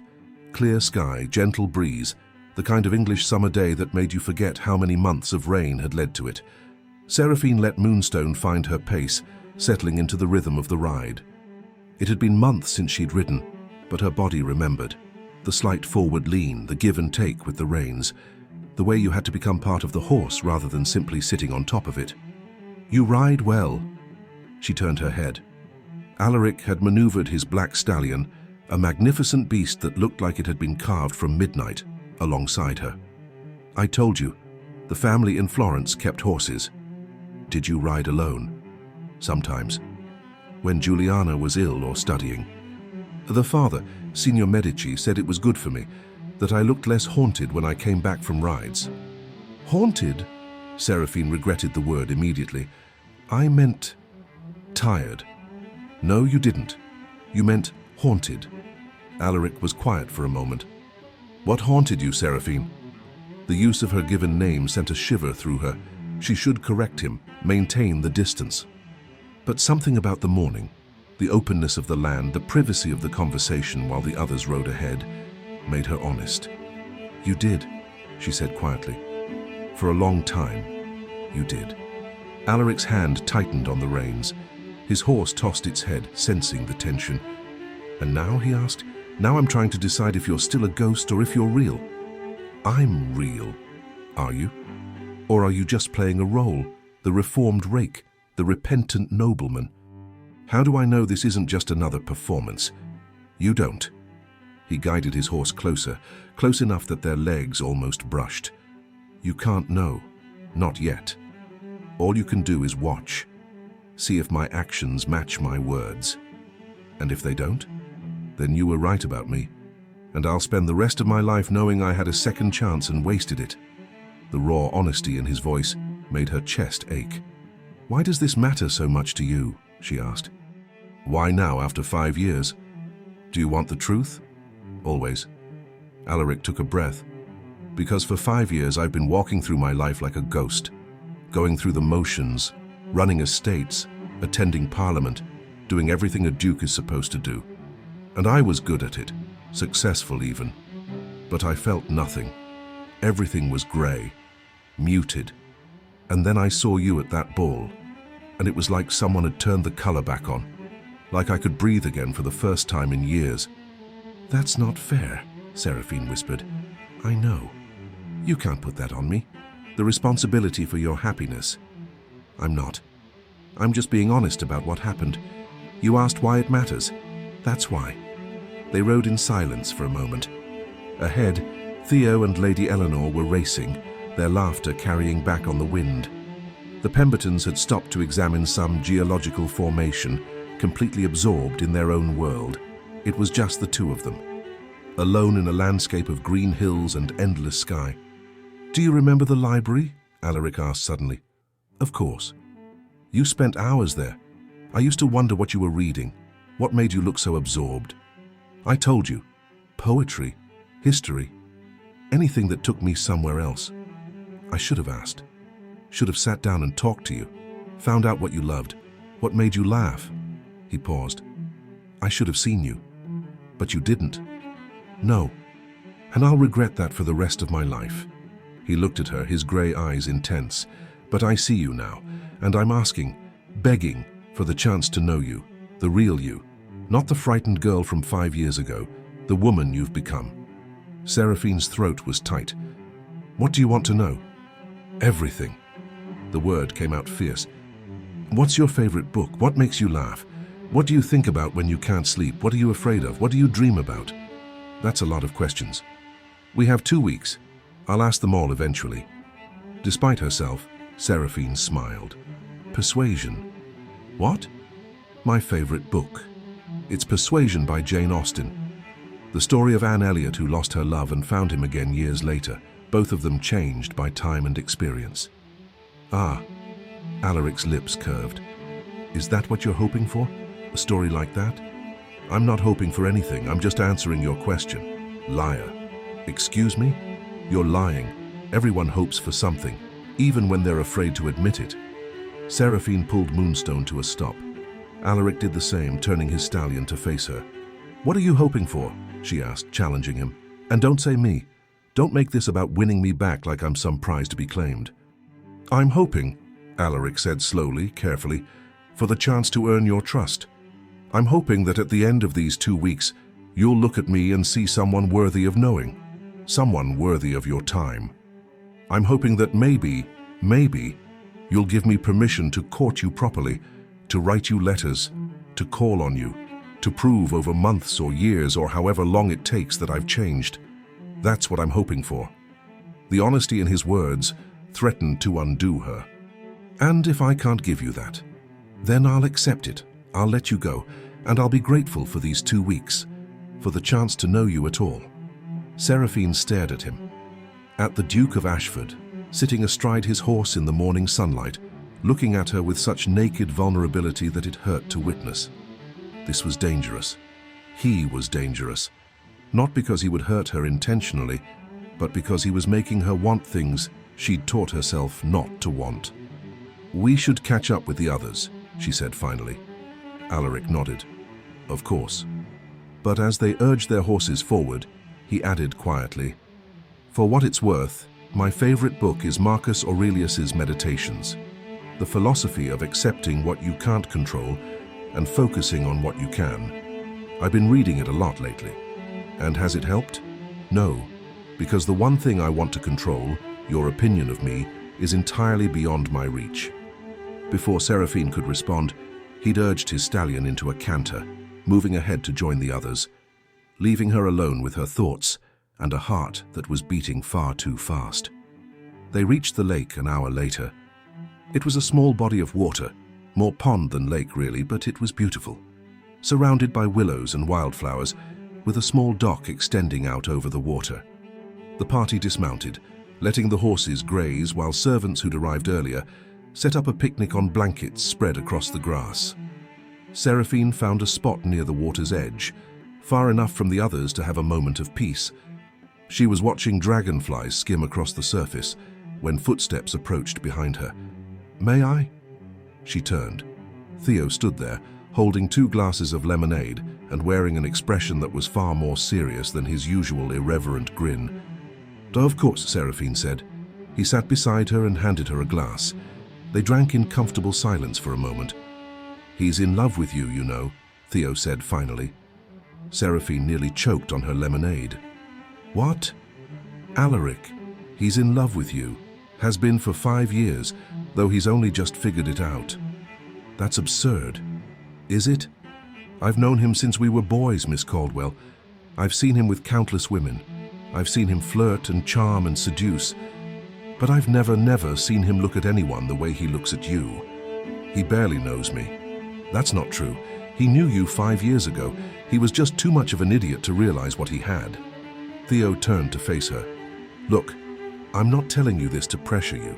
Lord knows you've been pressured enough. I'm telling you because I think you deserve to know what you're dealing with. That man would burn down the world for a chance to make you happy. And if you decide you don't want that, if you decide he doesn't deserve it, then fine, walk away. But don't walk away because you don't think he's serious. He's never been more serious about anything in his life. Seraphine's hands were shaking. I don't know if I can trust him, she whispered. Then don't. Not yet. Make him earn it. Make him prove it. But give him the chance to try. Because I think you'll regret it if you don't. How can you be so sure? Because I saw your face during the ride. The way you looked at him when you thought no one was watching. You're just as terrified as he is. Just as hopeful. Just as desperate for this to be real. Tears pricked at Seraphine's eyes. I don't want to be hurt again, she said. I know. But sometimes the things worth having are the things that scare us most. He stood, brushing grass from his trousers. Think about it, Miss Caldwell. You've got 2 weeks. That's enough time to figure out if he's worth the risk. He walked back toward the others, leaving Seraphine alone with her thoughts and her racing heart. The ride back to the manor was quieter. Everyone was tired, content, sun-warmed and pleasantly exhausted from the morning. Alaric rode at the front with Lord Pemberton, discussing something about crop rotations, but every few minutes he would glance back, just a brief look, just enough to make sure she was still there. And every time he did, Seraphine felt something shift inside her. Some wall she'd built so carefully beginning to crack. She was in so much trouble. That evening, after dinner, Seraphine found herself in the library. She hadn't planned to come here, had intended to retire early to her room, but her feet had carried her here anyway, to this room where she'd once hidden from the world. It looked the same, smelled the same, books and leather and old paper. She ran her fingers along the spines, reading titles in the dim lamplight. I thought I might find you here. She spun around. Alaric stood in the doorway, still dressed for dinner, his cravat slightly loosened. I'm sorry, I should have asked permission. This is your library too, Alaric said, stepping inside. You don't need permission. It's your house. It's a library. It belongs to anyone who loves books. He moved closer. Did you find what you were looking for? I wasn't looking for anything. I just needed to be somewhere quiet. Was dinner too much? No. Everyone was lovely. She trailed off. How could she explain that she'd needed to come here? To this room where she'd once felt safe? I understand, Alaric said quietly. Sometimes crowds are exhausting, even small ones. He crossed to a shelf and pulled down a leather-bound volume. This is the book I was looking for that day, he said. When I found you in here 5 years ago, do you remember? Yes, Vegetius. You remembered. I remember everything from that day. Alaric opened the book, but Seraphine could tell he wasn't really seeing it. I've been thinking about that moment a lot, he said. The way you told me exactly where to find what I was looking for, like you'd catalogued the entire library. I should have realized then, should have seen how extraordinary you were. I'm not extraordinary. Yes, you are. And the fact that you don't see it makes you even more so. He set the book down and turned to face her fully. Seraphine, can I ask you something? Yes. Why did you really come back to England? The question caught her off guard. She could lie. Give him the same answer she'd given at dinner. But something about this room, this space that had once been her sanctuary, made her honest. Because I was tired of running, she said. Because I realized that no matter how far I went, I was still carrying you with me. And I needed to come back and face that. Face you. So I could finally let it go. And can you? Let it go? Seraphine looked at him, at the hope and fear warring in his expression. I don't know yet, she said honestly. Ask me again in 13 days. Alaric smiled, a real smile that reached his eyes and made him look younger, lighter. 13 days, he repeated. I can work with that. And for the first time since she'd arrived at Ashford Manor, Seraphine found herself smiling back. The next 3 days passed in a rhythm that Seraphine found both comforting and terrifying. Mornings were for riding or walking the grounds. Alaric always found a way to be near her, but never oppressively so. He didn't hover. He simply appeared. At the breakfast table with a cup of tea made exactly how she liked it. On the terrace with a book he thought she might enjoy. In the garden where she'd gone to escape the afternoon heat. He was courting her. The realization had struck her on the third day, watching him across the lawn as he played croquet with the other guests. He'd looked up, found her instantly among the small crowd, and smiled. Not the practiced smile of a duke performing for society, but something real. Something that made her chest ache. He was courting her the way he should have 5 years ago, and God help her. It was working. Cassius had noticed, of course. "You're softening," he'd said that morning over breakfast. "I am not. You smiled at him yesterday, a real smile, not one of those polite, distant things you've been giving him. I was being civil. You were being smitten. Cassius, I'm not judging, Seraphine, I'm just observing. And what I'm observing is that your walls are coming down, which is either wonderful or terrifying, depending on whether he deserves it." "And what do you think? Does he deserve it?" Cassius had been quiet for a long moment. "I think he's trying. Really trying. Whether that's enough is something only you can decide." The evening of the fourth day brought rain. Not the gentle English drizzle that Seraphine had grown accustomed to, but a proper storm. Thunder that shook the windows. Lightning that turned the sky white. Rain that hammered against the glass like it was demanding entry. Dinner had been moved to the smaller dining room, and afterward the party had scattered. The Pembertons to their rooms to read, Lady Eleanor to write letters, Theo to the billiards room with Cassius. Seraphine had intended to retire early, but sleep felt impossible with the storm raging outside, so she'd found herself wandering the corridors, eventually ending up, inevitably, in the library. She'd lit a few lamps and settled into the window seat with a book of poetry. But she couldn't concentrate. The words blurred together, meaningless. Her mind kept drifting to Alaric, to the way he'd looked at her during dinner, to the way his hand had brushed hers when he'd passed her the salt, and how the brief contact had sent electricity up her arm. To the way he'd said her name that morning, soft, almost reverent, when he'd found her in the garden. She was in trouble. Deep, dangerous trouble. Because despite everything, despite 5 years of walls and defenses and carefully constructed independence, she was falling for him. Again. Or maybe still. Maybe she'd never stopped. The door opened. Seraphine looked up. Alaric stood in the doorway, his hair damp from the rain, his shirt clinging to his shoulders. He looked surprised to see her. "I'm sorry," he said. "I didn't realize anyone was here. I'll go—" "No." The word came out before she could stop it. "Stay. Please." He hesitated. "Are you sure?" "Yes." He stepped inside and closed the door behind him. The click of the latch seemed unnaturally loud in the quiet library. Alaric crossed to the fireplace and stood there for a moment, staring into the flames. "I couldn't sleep," he said finally. "The storm.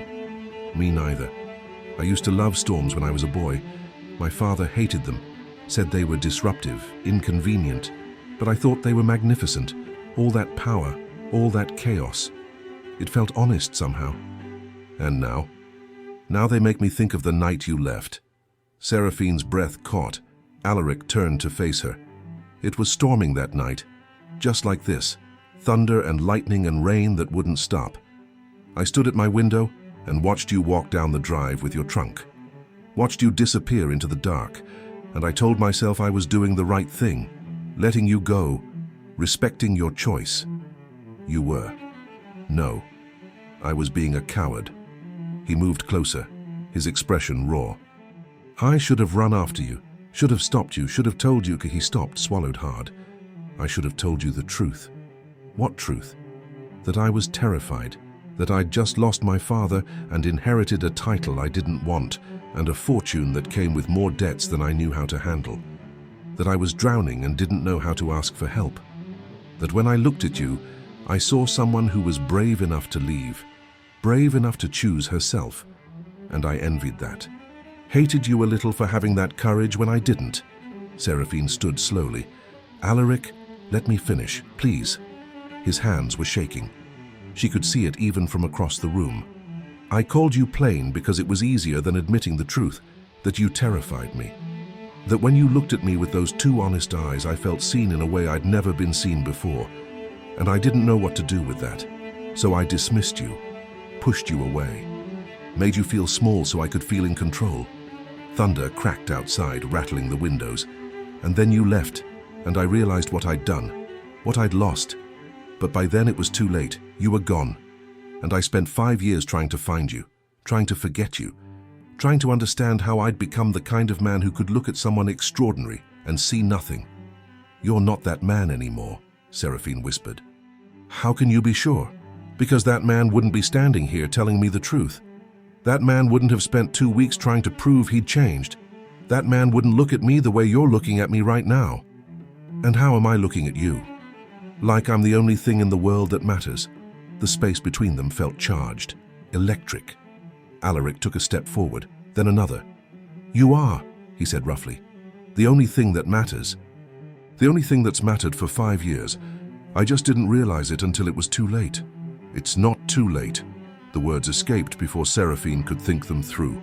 But once they were out, she couldn't take them back, didn't want to take them back. Alaric stopped, his eyes searching hers. What are you saying? I'm saying, she took a breath. I'm saying that I came here expecting to hate you, expecting to prove to myself that I was over you. That what happened 5 years ago didn't matter anymore, but I can't, because it does matter, you matter, and that terrifies me more than anything. Why? Because I don't know if I'm strong enough to survive losing you again. You won't lose me. Not this time. Not ever. You can't promise that. Yes, I can.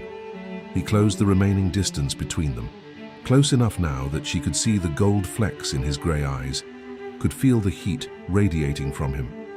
I can promise that I will spend every day for the rest of my life proving I'm worthy of you. I can promise that I will never take you for granted, never make you feel invisible, never let you doubt that you are the most extraordinary person I've ever known. Seraphine's eyes burned with tears. You're not playing fair. I don't care about fair. I care about you. Alaric, I love you. The words came out fierce, desperate. I love you, Seraphine. I've loved you for 5 years without knowing it. And now that I do know it, I can't pretend anymore. I can't play it safe. I love you. And if you tell me right now that you could never love me back, I'll accept it. I'll let you go. But I need you to know. I need you to hear it. I love you. The tears spilled over. Seraphine had spent 5 years building walls, 5 years teaching herself not to hope, not to want, not to believe in fairy tales or second chances. But standing here, looking at this man who had once broken her heart and was now offering her his own, she felt every one of those walls crumble to dust. I don't want to love you, she whispered. I know. I don't want to give you the power to hurt me again. I know. But I do. God help me, I do love you. I think I never stopped. The words hung between them for one perfect crystalline moment. And then Alaric was moving, his hands coming up to frame her face with a gentleness that made her heart ache. Say it again, he breathed. I love you. Again. I love you, Alaric. He rested his forehead against hers, and Seraphine felt his whole body shuddering with relief. Thank you, he whispered. Thank you for giving me another chance. Thank you for being brave enough to hope. Thank you for... She kissed him, not gently, not tentatively, but with 5 years of longing and heartbreak and desperate, terrifying hope. His arms came around her immediately, pulling her close, eliminating every inch of space between them. One hand cradled the back of her head, while the other pressed against the small of her back, holding her like she was precious, breakable, sacred. The kiss was everything. Desperation and relief and apology and promise, all tangled together. When they finally broke apart, both breathing hard, Alaric kept his arms around her. I'm not letting go, he said. Good. I mean it. Ever. You're stuck with me now. Despite everything, the tears, the emotion, the overwhelming intensity of the moment, Seraphine laughed. You're very presumptuous, Your Grace. I prefer confident. He pulled back just enough to look at her. Marry me. Seraphine froze. What? Marry me? I know it's too soon. I know we should court properly for months. Do everything the right way. But I've wasted 5 years already, and I don't want to waste another moment, so marry me. Please. Alaric, you don't have to answer now. Take time, think about it. But know that I'm asking, that I want you, not as my mistress, not as some secret, but as my wife, my duchess, my partner in everything. Seraphine's heart was hammering so hard she could barely hear over the sound of it. This was insane, reckless, everything she'd told herself she wouldn't do. But looking at Alaric, at the hope and fear and love shining in his eyes, she realized something. Sometimes the bravest thing you could do was trust. Ask me again at the end of the 2 weeks, she said. Why?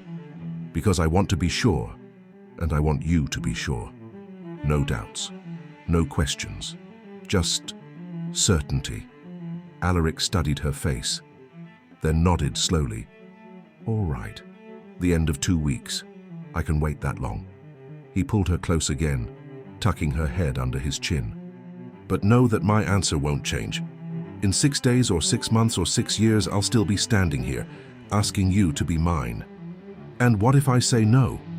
Then I'll ask again the next day, and the day after that, until eventually you get so tired of me asking that you say yes just to shut me up. Seraphine laughed against his chest, feeling the vibration of his own laughter rumbling through him. Outside, the storm raged on. But in the library, wrapped in Alaric's arms, Seraphine felt something she hadn't felt in 5 years. Safe, loved, home. They stayed like that for a long time, just holding each other, not speaking, just breathing together while the rain hammered against the windows and the fire crackled in the hearth. Eventually, Alaric pulled back slightly. I should let you get some sleep. I don't want to sleep. Neither do I. But if I keep you here much longer, I'll do something foolish like refuse to ever let you leave this room.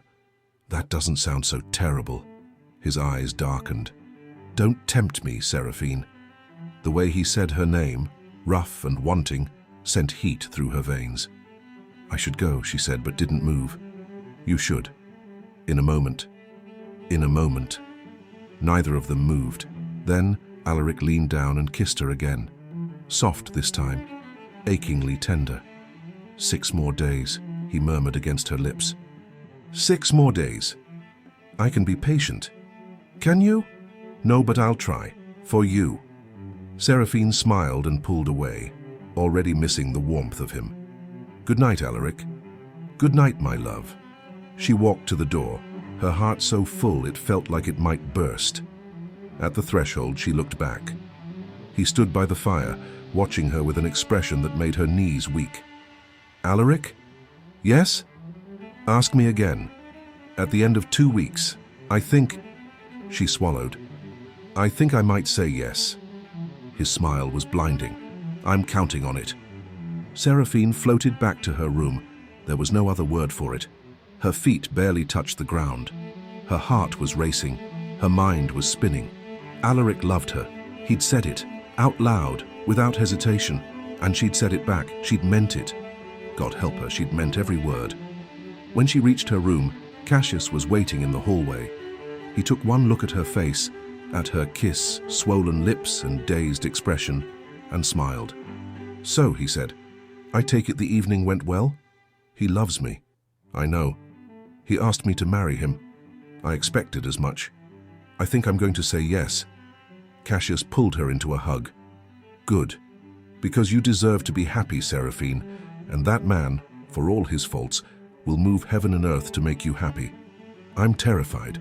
That means it's real. She pulled back and looked at her friend. Thank you. For everything. For bringing me back to England. For pushing me to face this. For being here. Always. He kissed her forehead. Now go to sleep. Dream about your Duke. And tomorrow we'll start planning how to torture him for the next 6 days. Seraphine laughed and slipped into her room. She fell asleep with a smile on her face, and Alaric's words echoing in her mind. I love you, I love you, I love you. The next morning brought clarity and chaos in equal measure. Seraphine woke with her heart still full of the previous night. The confession, the kiss, the promise of 6 more days before everything changed. She dressed quickly, eager to see Alaric, to confirm that last night had been real and not some fever dream conjured by storm and longing. But when she descended to breakfast, the atmosphere in the house had shifted. The servants moved with unusual urgency, voices carried from the entrance hall, and Cassius sat at the breakfast table alone, his expression grim. "What's happened?" Seraphine asked, sliding into the chair beside him. "The Dowager Duchess arrived an hour ago." Seraphine's blood went cold. "What?" "Alaric's mother. She returned from Bath unexpectedly. Something about hearing rumors of the house party and deciding she needed to be present." Cassius's jaw tightened. "She's been closeted with Alaric in his study for the past 30 minutes. Does she know I'm here?" "Oh, she knows. One of the footmen mentioned the guest list. Her expression when she heard your name was..." He paused. "Let's just say she wasn't pleased." Seraphine's hands trembled. She set down her teacup before she could drop it. 5 years ago, the Dowager had made her feel like nothing, like an inconvenience, a problem to be solved. And now she was back. "Seraphine," Cassius reached for her hand, "you're not that girl anymore. Remember that. You're not powerless. You're not alone. And this time, Alaric is on your side." "Is he? Or will he choose his mother, his duty, everything I can't give him?" "Don't do that. Don't spiral before you even know what's happening." But Seraphine's mind was already racing.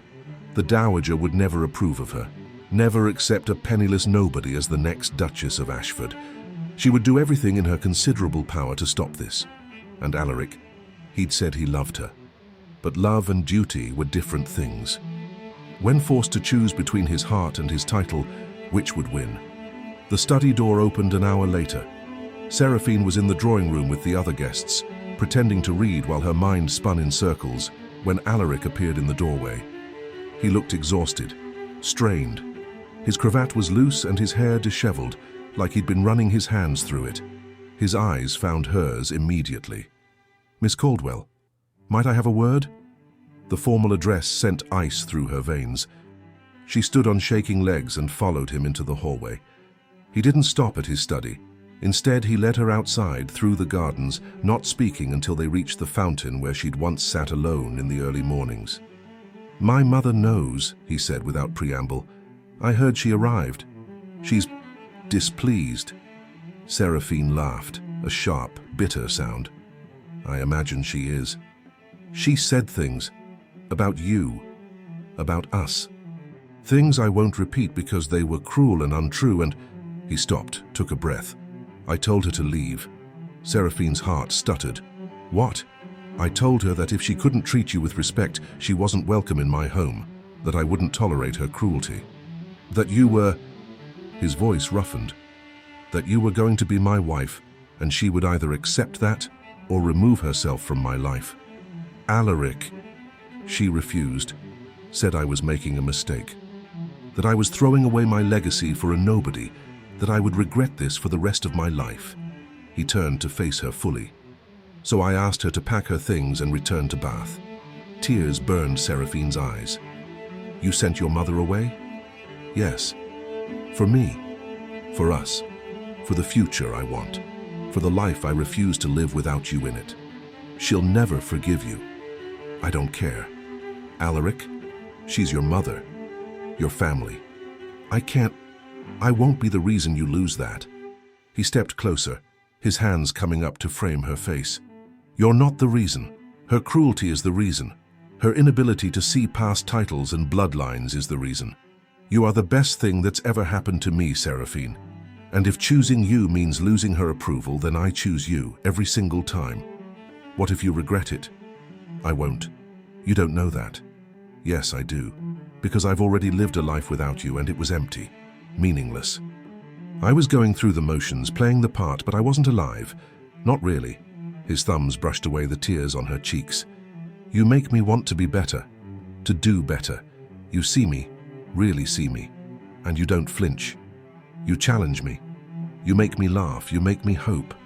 How could I ever regret choosing that? Your mother said I was nobody. My mother is wrong. You're everything." More tears fell. happy and sad and overwhelming all at once. "I'm so afraid," Seraphine whispered. "Of what?" "That this is too good to be real, that I'll wake up and it will all have been a dream, that something will happen to take you away from me. Then I'll spend every day proving it's real. I'll be there when you wake up. And nothing will take me away from you. Not my mother, not society, not duty. Nothing." He leaned down and kissed her. Soft, reverent, a promise sealed with touch. When he pulled back, his eyes were bright. "The 2 weeks aren't up yet. We still have 5 more days, but I can't wait anymore, Seraphine. I need to know, will you marry me? Will you be my Duchess, my partner, my love for the rest of my life?" Seraphine's heart was so full she could barely breathe. All her life she'd been told she wasn't enough, wasn't pretty enough, wasn't wealthy enough, wasn't important enough. But Alaric looked at her like she was the sun and the moon and every star in the sky, like she was more than enough, like she was everything. "Yes," she whispered. "Yes? Yes. I'll marry you. I'll be your Duchess, your partner, your love. Yes to all of it. Yes to everything." The smile that broke across Alaric's face was incandescent. He lifted her off her feet, spinning her in a circle while she laughed, a real laugh, joyous and free and full of all the hope she'd been too afraid to feel. When he set her down, he kissed her again. Deeper this time, less careful. His hands slid into her hair, scattering pins.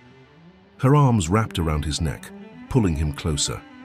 The world narrowed to this, to them, to the feeling of finally being home. They returned to the house hand in hand. The other guests were gathered in the drawing room when they entered. Cassius looked up first, his eyes widening at their joined hands and matching smiles. "Well," he said, grinning, "I take it congratulations are in order?" "She said yes," Alaric announced, his voice ringing with pride and joy. "Seraphine has agreed to be my wife." The room erupted. Lady Eleanor clapped her hands together.